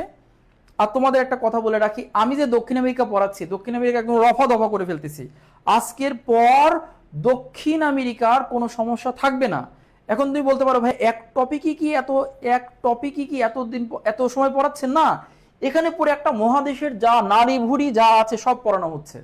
এখন তোমরা বিভিন্ন কোচিংয়ে যে কাজ করে অভ্যাস, যে এক কোচিং একটু নারী নিয়ে পড়া, আর একবার একটু ব্যক্তি নিয়ে পড়া, আর একবার একটু রাজধানী পড়া, আর এক টপিকে একটু মুদ্রা নিয়ে পড়া, আর এক টপিকের মধ্যে আমাজন নিয়ে পড়া, এখানে কিন্তু তা না। এখানে কিন্তু আবার বলছি, ঠিক আছে, এখানে কিন্তু সম্পূর্ণ মহাদেশটাকে শেষ করে দেওয়া হচ্ছে। এখানে সম্পূর্ণ মহাদেশটাকে শেষ করা হচ্ছে, ঠিক আছে? ওকে, তারপর লক্ষ্য করো, তো এখানে আমরা বলছি দক্ষিণ আমেরিকার রাষ্ট্রগুলোর উপনিবেশ পরিচিতি। উপনিবেশ মানে কি? এই রাষ্ট্রগুলোকে পূর্বে কারা শাসন করত, এই রাষ্ট্রগুলো কাদের কাছ থেকে স্বাধীনতা অর্জন করেছে, গতকালকে বোঝাইছি। উপনিবেশ থেকে প্রশ্ন আসে চার ভাবে। এই যেমন ব্রাজিল, ব্রাজিল কার উপনিবেশে ছিল, ব্রাজিল কার অধীনে ছিল, ব্রাজিলকে কে শাসন করেছে, ব্রাজিল কার কাছ থেকে স্বাধীনতা অর্জন করেছে, এরকম প্রশ্ন আসে। তো আমরা দেখে ফেলি যে আমরা লিখি এভাবে, ব্রাজিল ব্রাজিল পর্তুগালের উপনিবেশ ছিল, ইউরোপের পর্তুগালের উপনিবেশ ছিল, পর্তুগালের উপনিবেশ ছিল। আর বেশিরভাগ শাসন তো ইউরোপীয়রাই করছে, তাই না? পর্তুগালের উপনিবেশ ছিল, কে ছিল? ব্রাজিল। দেন হচ্ছে সুরিনাম। সুরিনাম সুরিনাম ছিল নেদারল্যান্ডসের উপনিবেশ, আগে যাকে আমরা হল্যান্ড বলতাম। ইউরোপের রাষ্ট্র, এগুলো কিন্তু ইউরোপের রাষ্ট্র, এরাই তো শাসন করছে এই দক্ষিণ আমেরিকাতে গিয়ে, এরা তো পুরো বিশ্বকেই শাসন করছে। ইউরোপের রাষ্ট্রগুলো নেদারল্যান্ডসের উপনিবেশ ছিল। সুরিনাম, এই মহাদেশের যে ব্রাজিল, ব্রাজিলকে শাসন করতে এই ইউরোপের পর্তুগাল। আর যে সুরিনামকে দেখতে পাচ্ছ এই মহাদেশের এসে সুরিনাম, এটাকে শাসন করতে ইউরোপের নেদারল্যান্ডস। আচ্ছা, গায়ানা, গায়ানা গায়ানাকে শাসন করতে হচ্ছে, গায়ানা ছিল ব্রিটিশ উপনিবেশ, ব্রিটিশরা শুধু এই গায়ানাকে শাসন করছে। আচ্ছা, তাহলে তিনটা হয়ে গেল। ব্রাজিলকে শাসন করছে পর্তুগাল, ভালো করে বুঝবা, ব্রাজিলকে শাসন করছে পর্তুগাল, সুরিনামকে শাসন করেছে একসময় নেদারল্যান্ডস, গায়ানাকে শাসন করছে ব্রিটিশরা। মানে এখানে শুধু তিনটা উপনিবেশ ভিন্ন, এক কথায় সোজা সহজ কথায় এখানে তিনটা উপনিবেশ ভিন্ন, তিনটার শাসনটা ভিন্ন। এই তিনটা রাষ্ট্র শুধু ভিন্ন শাসনে ছিল। কার কার শাসনে ছিল? ব্রাজিল পর্তুগালের ছিল, সুরিনাম নেদারল্যান্ডসের ছিল, আর গায়ানা ছিল ব্রিটিশদের। এছাড়া এছাড়া লেখো, এছাড়া এছাড়া বাকি বাকি থাকে কয়টা? 9টা। মোট রাষ্ট্র কয়টা? 12টা। বাকি 9টি রাষ্ট্র, বাকি 9টি রাষ্ট্র, এছাড়া বাকি 9টি রাষ্ট্র স্পেনের উপনিবেশে ছিল, স্পেনের উপনিবেশে ছিল, উপনিবেশে ছিল। এছাড়া বাকি যে 9টি থাকে, আমি কিন্তু আগেই বলেছিলাম এখানে বেশিরভাগ রাষ্ট্রকে শাসন করতে কিন্তু স্পেন। দেখো 9টা রাষ্ট্র কিন্তু স্পেনের শাসনে ছিল। হয়ে গেল, তার মানে এখানে স্পেনই কিন্তু বেশিরভাগ রাষ্ট্রকে কি করেছে? শাসন করেছে, 9টাকে শাসন করছে। আর এই যে শাসক যেগুলো দেখতে পাচ্ছ, যারা শাসনটা করেছে, এরা কিন্তু সব ইউরোপের রাষ্ট্র, পর্তুগাল ইউরোপের, নেদারল্যান্ডস ইউরোপের, ব্রিটিশ ইউরোপের, স্পেন ইউরোপের। অর্থাৎ ইউরোপের রাষ্ট্রগুলো শিল্প বিপ্লবের পরে নিজেদের পণ্য সরবরাহ করার জন্য, কাঁচামাল সরবরাহ করার জন্য, পণ্য বিক্রি করার জন্য এরকম রাষ্ট্রগুলোকে দখল করত। কাঁচামাল, কাঁচামাল মানে কি? যেমন কফি আনার জন্য ধান, গম, তামাক, কলা, এরকম কাঁচামাল সংগ্রহ করে ইউরোপে আনার জন্য এবং তাদের পণ্য অন্য দেশে বিক্রি করার জন্য, মানে বাজার সৃষ্টি করার জন্য, এরকম পুরো বিশ্বকে এককাল ইউরোপীয়রা শাসন করেছে। যে ইউরোপের এই রাষ্ট্রগুলো, পর্তুগাল শাসন করছে এই দক্ষিণ আমেরিকাতে গিয়ে ব্রাজিলে, এই নেদারল্যান্ড শাসন করছে দক্ষিণ আমেরিকার সুরিনামকে, এই ব্রিটিশ শাসন করছে শুধু গায়ানাকে, আর এই যে স্পেন শাসন করছে দক্ষিণ আমেরিকার বাকি 9টিকে। তো হয়ে গেল ভাইরা, শুধু 3টা ভিন্ন আর বাকি সব স্পেন। তোর উপনিবেশ বুঝতে পারছো কিনা? উপনিবেশ সবার ক্লিয়ার কিনা? উপনিবেশ সবার ক্লিয়ার কিনা আমাকে একটু কমেন্ট করে জানাও। তাহলে ব্রাজিল ছিল পর্তুগালের, বলিভিয়া স্পেনের, চিলি স্পেনের, ভেনেজুয়েলা স্পেনের ছিল, সুরিনাম ছিল নেদারল্যান্ডসের অধীনে, Argentina Spain, Peru Spain, Ecuador Spain, Colombia Spain, Uruguay Spain, ঠিক আছে। গায়ানা ছিল ব্রিটিশদের, প্যারাগুয়ে স্পেন। শুধু তিনটা ভিন্ন। কে কে ভিন্ন? গায়ানার উপনিবেশটা ভিন্ন, গায়ানা, আর হচ্ছে এখানে সুরিনামের উপনিবেশটা ভিন্ন, আর ব্রাজিলের উপনিবেশটা ভিন্ন, আর বাকি সব এক। সবাই ক্লিয়ার? উপনিবেশ ক্লিয়ার? আচ্ছা, উপনিবেশ ক্লিয়ার। এখন উপনিবেশ যদি ক্লিয়ার হও, এ মহাদেশের ভাষা, এক কথায় ভাষা শেষ হয়ে যাবে। এ মহাদেশের ভাষা যদি উপনিবেশ বুঝতে পারো, তাহলে ভাষা শিখতে কয়েক সেকেন্ড লাগবে। এ মহাদেশের, এ মহাদেশের, তোমরা নিচে লিখে নাও, আমার জায়গা নাই বলে আমি এখানে লিখছি, তোমরা নিচে লিখে নাও। এ মহাদেশের রাষ্ট্রগুলোর, রাষ্ট্রগুলোর ভাষা, এ মহাদেশের রাষ্ট্রগুলোর ভাষা পরিচিতি। ভাষাটা কি? এক কথায় শেষ হয়ে যাবে ভাষা। আমরা ভাষা শিখব, এই মহাদেশে 12টা রাষ্ট্রের ভাষা আমরা কয়েক সেকেন্ডে শিখব, কয়েক সেকেন্ডে শিখব ভাষা। যদি ভাষা শিখতে পারো তাহলে অবশ্যই কিন্তু ভাইকে ট্রিট দিতে হবে, এবং অবশ্যই ভাইয়ের জন্য গিফট পাঠাতে হবে, যদি আমি কয়েক সেকেন্ডে শিখাইতে পারি। কয়েক সেকেন্ড লাগবে ভাষা, কয়েক সেকেন্ড। দেখো এখানে ভাষা যদি শেখো, এক কথায় লিখে নাও, শাসকের ভাষায় ভাষা, শাসকের ভাষা, শাসকের ভাষা এখানের ভাষা, শাসকের ভাষা এখানের ভাষা, শাসকের ভাষা এখানের ভাষা। মানে কি? এই যে যারা শাসক, পর্তুগাল কি শাসক, এখানে শাসন করছে, নেদারল্যান্ড কি এখানে শাসন করছে, ব্রিটিশরা শাসন করছে, আর স্পেন শাসন করছে। যেমন পর্তুগাল শাসন করছে কাকে? ব্রাজিলকে। পর্তুগালের ভাষা পর্তুগিজ, ব্রাজিলের ভাষাও পর্তুগিজ। পর্তুগালের ভাষা কি তোমরা জানো? পর্তুগালের ভাষা কি? পর্তুগিজ। পর্তুগালের ভাষা কি বলো তো? পর্তুগিজ। তাহলে ব্রাজিলের ভাষাও কি হবে? পর্তুগিজ। পর্তুগালের ভাষা পর্তুগিজ, ব্রাজিলের ভাষা পর্তুগিজ। তো শাসকের ভাষায় যে ভাষা, এক কথায় তো শেষ হয়ে গেছে, তারপরে বুঝাই দিচ্ছি। সুরিনামকে শাসন করছে নেদারল্যান্ডস, নেদারল্যান্ডসের ভাষা কি? ডাচ। সুরিনামের ভাষাও ডাচ। গায়ানাকে শাসন করছে ব্রিটিশরা, ব্রিটিশদের ভাষা কি? ইংরেজি। ব্রিটিশদের ভাষা কি বলো তো? ইংরেজি। তাহলে দেখো গায়ানার ভাষাও কি হবে? ইংরেজি। গায়ানার ভাষা কি হবে? ইংরেজি। ঠিক আছে, তাহলে গায়ানার ভাষা কি হবে? ইংরেজি। বাকিগুলোকে শাসন করছে স্পেন, স্পেনের ভাষা কি? স্প্যানিশ। স্পেনের ভাষা স্প্যানিশ। তাহলে বাকি যে এই দক্ষিণ আমেরিকার 9টা রাষ্ট্র, 9টা রাষ্ট্রের ভাষাই কিন্তু স্প্যানিশ। তার মানে ব্রাজিলের ভাষা পর্তুগাল, পর্তুগিজ, বলিভিয়ার ভাষা স্প্যানিশ, চিলির ভাষা স্প্যানিশ, ভেনেজুয়েলা স্প্যানিশ, সুরিনামের ভাষা ডাচ। কেন? সুরিনামকে নেদারল্যান্ড শাসন করেছে। Argentina Spanish, Peru Spanish, Ecuador Spanish, Colombia Spanish, Uruguay Spanish. গায়ানার ভাষা ইংরেজি। কেন? গায়ানাকে ব্রিটিশরা শাসন করেছে। আর প্যারাগুয়ের ভাষা স্প্যানিশ। শেষ হয়ে গেল একবারে। ওকে, সবাই ক্লিয়ার? ক্লিয়ার কিনা? ভাষা ক্লিয়ার কিনা? মানে এখানে যারা শাসক তাদের ভাষাই কিন্তু এখানে ভাষা হয়ে গেছে, তাদের ভাষায় এখানে ভাষা হয়ে গেছে। যারা শাসন করেছে, পর্তুগাল, নেদারল্যান্ডস, ব্রিটিশ আর স্পেন, যে যাকে শাসন করেছে তার ভাষা তাই হয়ে গেছে। তার মানে এখানে 9টার ভাষা স্প্যানিশ, কারণ 9টাকে স্পেন শাসন করেছে। এখানে একটার ভাষা পর্তুগিজ, কোনটা? ব্রাজিলের, কারণ পর্তুগাল দ্বারা শাসিত হয়েছে। এখানে একটার ভাষা আছে ডাচ, কে? সুরিনাম, কেন? নেদারল্যান্ড দ্বারা শাসিত হয়েছে। এখানে একটার ভাষা ইংরেজি, কার? গায়ানা, কারণ সে ব্রিটিশ দ্বারা শাসিত হয়েছে। এটা কিন্তু একটা বিগত প্রশ্ন, যে দক্ষিণ আমেরিকার কোন রাষ্ট্র ইংরেজি ভাষায় কথা বলে? দক্ষিণ আমেরিকার কোন রাষ্ট্র ইংরেজি ভাষায় কথা বলে বলো তো? গায়ানা বলে, কারণ গায়ানা ব্রিটিশ উপনিবেশে ছিল। এখানে শাসনের সাথে ভাষাটার দারুণ মিল রয়েছে, শাসনের সাথে ভাষাটার দারুণ মিল রয়েছে। এই জন্য আগে শাসন শিখিয়েছি, পরে তোমাদের ভাষা শিখিয়েছি। এইভাবেই কিন্তু তোমাদের পড়া শিখতে হয়, না হলে তুমি মুখস্থ করে কত পার পাবা? ওই বই পড়া, তারপর স্লাইডে বই শ করা, এই তোমার হচ্ছে মুখস্থ করানো, এটা কোথায়? অমুক জায়গায়, এটা কোথায়? তমুক জায়গায়।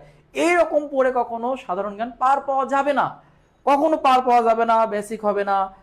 তারপরও তুমি বলো ভাই তাদের কাছে পড়ে কি চান্স পায় না? পায়, সে নিজের চেষ্টায় পায়। যে স্টুডেন্ট চান্স পায়, অ্যাকচুয়ালি তোমরা তোমাদের নিজের চেষ্টাই পাও, তবে সঠিক একজন মেন্টরের প্রয়োজন আছে।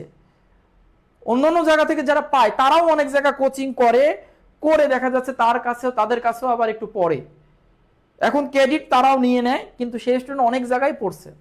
এখন তো অনেক জায়গায় একটা স্টুডেন্ট পড়ে, আসলে কার কাছে পড়ে যে চান্স পাইলো সেই স্টুডেন্ট নিজেই জানে, আর আল্লাহ তাআলা জানে। কিন্তু সে তো বিভিন্ন কারণে বিভিন্ন ভাইয়ের নাম, বিভিন্ন কোচিংয়ের নাম বলে, কিন্তু পরিশ্রম কোন ভাইয়া বেশি করেছে, কে বেশি পড়িয়েছে, কে বেশি পরিশ্রম করছে, এটা তোমরাই জানো আর আল্লাহ জানে। কিন্তু বলো তো অনেকের নাম, ব্যাপার না।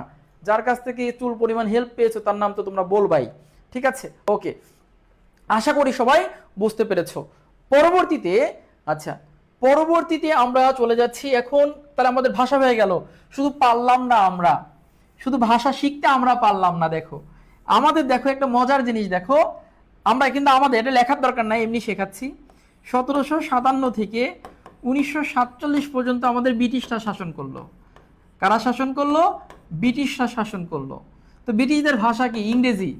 দেখো আমরা কিন্তু তারপরে ইংরেজি এখনো শিখতে পারি নাই, প্রায় 200 বছর ব্রিটিশরা শাসন করে ইংরেজি শেখাতে পারে নাই। ব্রিটিশরা কি করলো, যখন শাসন শুরু করলো তখন আমাদের ইংরেজি শেখানোর চেষ্টা করলো, ইংরেজি শেখানোর চেষ্টা করলো, কিন্তু আমরা ইংরেজি বুঝি না। ব্রিটিশরা যদি বলে ডগ, আমরা তাকাই থাকি যে বলে কি বেটায়। যদি বলে ক্যাট, আমরা তাকাই থাকি কি ক্যাট ক্যাট ক্যাট ক্যাট করে। আবার ব্রিটিশরা যদি ওয়াটার ওয়াটার, ব্রিটিশরা যদি বলতো ওয়াটার, আমরা বলতাম কি কটর কটর করে, কটর কটর। অর্থাৎ ব্রিটিশদের ইংরেজি বুঝতাম না, ব্রিটিশরা কিন্তু আমাদের বুঝাইতে পারতো না ইংরেজি। এই জন্য ব্রিটিশরা কি করলো, এই বাঙালির কথা বলছি, বাঙালি ভাষা শিখছে কিনা, বাঙালি ভাষা শিখতে পেরেছে কিনা ব্রিটিশদের ভাষা। পরে ব্রিটিশরা কি করলো, যখন দেখলো যে আমরা ইংরেজি বুঝি না, তখন ব্রিটিশরা কি করলো, 1800 সালে ফোর্ট উইলিয়াম কলেজ গঠন করলো। ফোর্ট উইলিয়াম কলেজ গঠন করলো। ফোর্ট উইলিয়াম কলেজ গঠন করলো। ফোর্ট উইলিয়াম কলেজ একটা কলেজ গঠন করলো, একটা কলেজ প্রতিষ্ঠা করলো। কত সালে? 1800 সালে। এই কলেজ প্রতিষ্ঠা করে 1801 সালে এ কলেজে বাংলা বিভাগ চালু করে। এ কলেজে কি চালু করলো? বাংলা চালু করলো, বাংলা বিভাগ চালু করলো, বাংলা বিভাগ চালু করলো, বাংলা বিভাগ চালু করলো। কোন কলেজে? ফোর্ট উইলিয়াম কলেজে। এরপর ব্রিটিশরা চিন্তা করলো যে আমাদের তো ভাষা শিখাইতেই পারে না। কোন ভাষা শিখাতে পারছে না? ইংরেজি। পরে ব্রিটিশরা দেখলো যে এই বাঙালিকে কখনো ইংরেজি শেখানো যাবে না, বাঙালি কখনো ইংরেজি শিখতে চাইবে না, মাথায় ঢুকবেও না। পরে ব্রিটিশরা ফোর্ট উইলিয়াম কলেজ গঠন করে আমাদের ইংরেজি না শেখাইতে পেরে পরে বাধ্য হয়ে ব্রিটিশরা বাংলা শেখা শুরু করছে। বাংলা নিজেরা শিখছে পণ্ডিত রেখে রেখে, ঠিক আছে, মৃত্যুঞ্জয় বিদ্যালঙ্কার, ঠিক আছে, এরকম করে উইলিয়াম কেরি, হ্যাঁ উইলিয়াম কেরির নাম শুনেছো, ঠিক আছে, আচ্ছা উইলিয়াম কেরির নাম শুনেছো, হেড পণ্ডিত ছিল। তো এরকম বাংলা পণ্ডিত রেখে রেখে, বাংলা পণ্ডিত রামরাম বসু, এরকম বাংলা পণ্ডিত রেখে রেখে পরে ওরা আমাদের ইংরেজি না শিখাতে পেরে নিজেরা বাংলা শিখছে, তারপরেও আমাদের ইংরেজি শেখাইতে পারে নাই। আর এখন আইসো তোমরা ইংরেজি শিখতে। পরে আবার পাকিস্তান চেষ্টা করে গেছে, তাই না? পাকিস্তান 1947 থেকে 1971 পর্যন্ত পাকিস্তান কি চেষ্টা করছে? উর্দু শেখানোর চেষ্টা করছে। আমরা শিখছি, পাকিস্তানের উর্দু শিখি নাই। আমরা যুদ্ধ করেছি, আন্দোলন করেছি, সংগ্রাম করেছি, তারপর উর্দু আমরা শিখি নাই। ব্রিটিশরা পারে না ইংরেজি শিখাইতে, পাকিস্তান পারে না উর্দু শেখাইতে, পারবে না। আর তোমরা এখন আসছো ইংরেজি শিখতে, পারবা না। 200 বছরে পারো না, এখনো পারবা না। কথা বুঝতে পেরেছো? আচ্ছা, তো কিন্তু ওরা কিন্তু দেখো এই দক্ষিণ আমেরিকা কিন্তু যে যাকে শাসন করেছে তার ভাষা কিন্তু আয়ত্ত করেছে, আমরা কিন্তু পারি নাই। পরে ব্রিটিশরা বাধ্য হয়ে বাংলা শেখা শুরু করছিল। এই যে ফোর্ট উইলিয়াম কলেজ গঠন করে পরে ব্রিটিশরা ইংরেজি শেখাতে না পারে পরে বাংলা শেখা শুরু করে আমাদের বরং আরো বাংলা সমৃদ্ধ করে দিয়েছে। যে বেটারা তোমাদের ইংরেজি শেখাতে পারি না, তাহলে এক কাজ করি, দেখি আগে আমরা বাংলায় শিখি, পরে নিজেরা বাংলা শিখে তারপর আমাদের বাংলার সাথে ইংরেজির মিল করে এরপর শেখানোর চেষ্টা করেছে। তারপরে পারে নাই, এখনো পারবে না, আমরা পারছি না। অনেক পড়ছি ইংরেজি, কিন্তু আমরা এখন ইংরেজি শিখতে পারছি না। তবে আমাদের মহসিন স্যার তোমাদের সেই ব্রিটিশদের প্রতিনিধি, আমাদের এই কোচিংয়ের ব্রিটিশদের প্রতিনিধি হচ্ছে আমাদের মহসিন স্যার, যে ইংরেজি শেখায়, যে ব্রিটিশ প্রতিনিধি। তার মানে আমাদের মহসিন স্যার হচ্ছে ব্রিটিশদের একজন প্রতিনিধি, যিনি তোমাদেরকে ইংরেজি শেখানোর চেষ্টা করছেন। 200 বছর চেষ্টা করে গেছে ব্রিটিশরা, আর এখন তোমাদের চেষ্টা করছে আমাদের মহসিন স্যার ইংরেজি শেখাতে চেষ্টা করছে। আশা করি ব্রিটিশদের চেয়ে অনেক ভালো শেখানোর চেষ্টা করছে। তাহলে আমাদের ব্রিটিশ প্রতিনিধি আমাদের মহসিন স্যার, কি বলো তোমরা?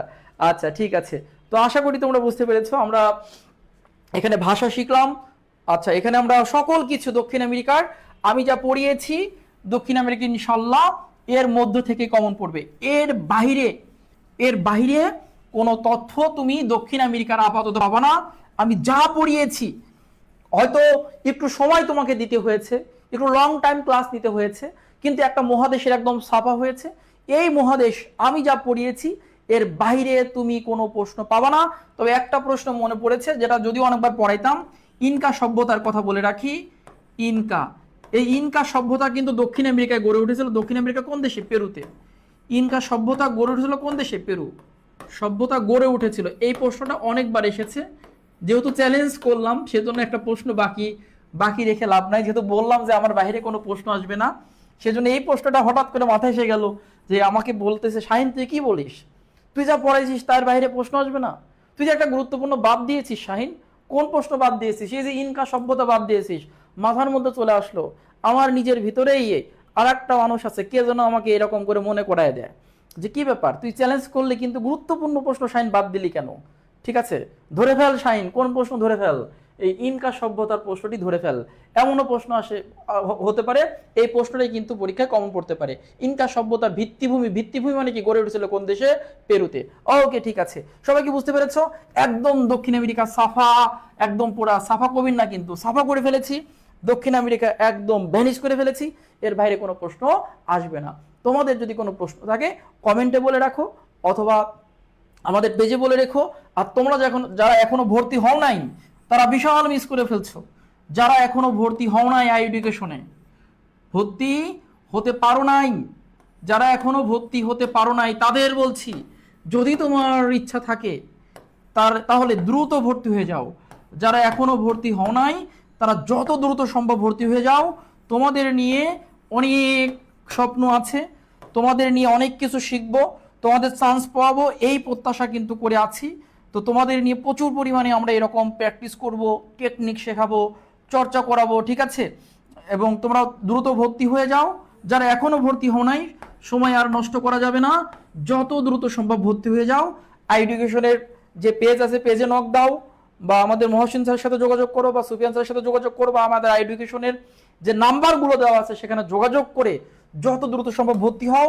আর একটু সময়ও নষ্ট করা যাবে না, সময় নষ্ট যত করবা, এই যে ওই যে একটা যে দেখলাম স্বর্ণ স্যার একটা গান গাইছিল, সময় গেলে সাধন হবে না, সময় গেলে সাধন হবে না।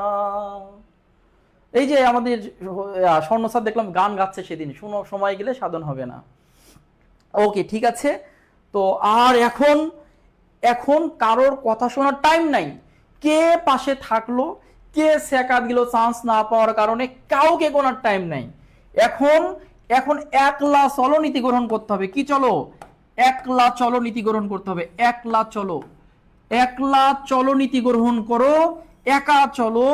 কে, ঠিক আছে, কে তোমাকে দেখতে পারলো, কে সাপোর্ট দিল, ভাই সাপোর্ট দিল নাকি বোন সাপোর্ট দিল, বন্ধুরা থাকলো, কে থাকলো পাশে, কে না থাকলো, এই চিন্তা না করে নিজের ভবিষ্যতের জন্য সামনে এগিয়ে যাও।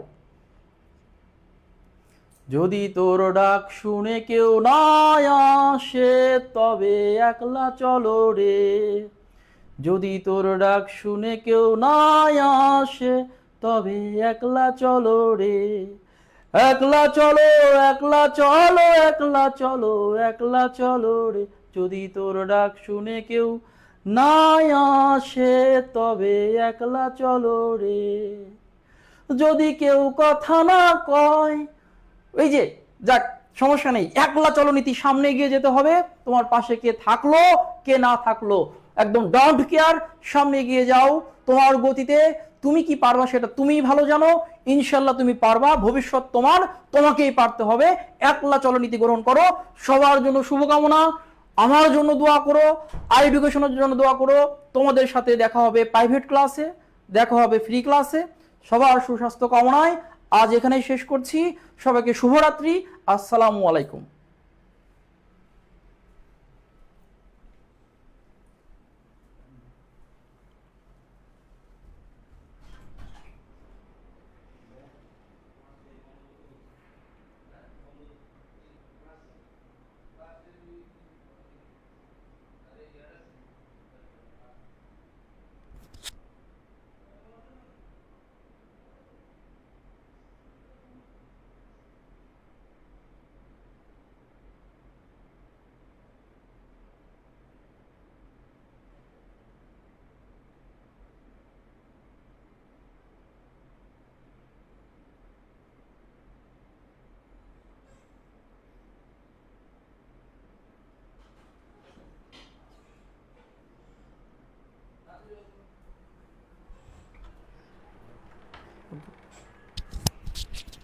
বন্ধ করে দিন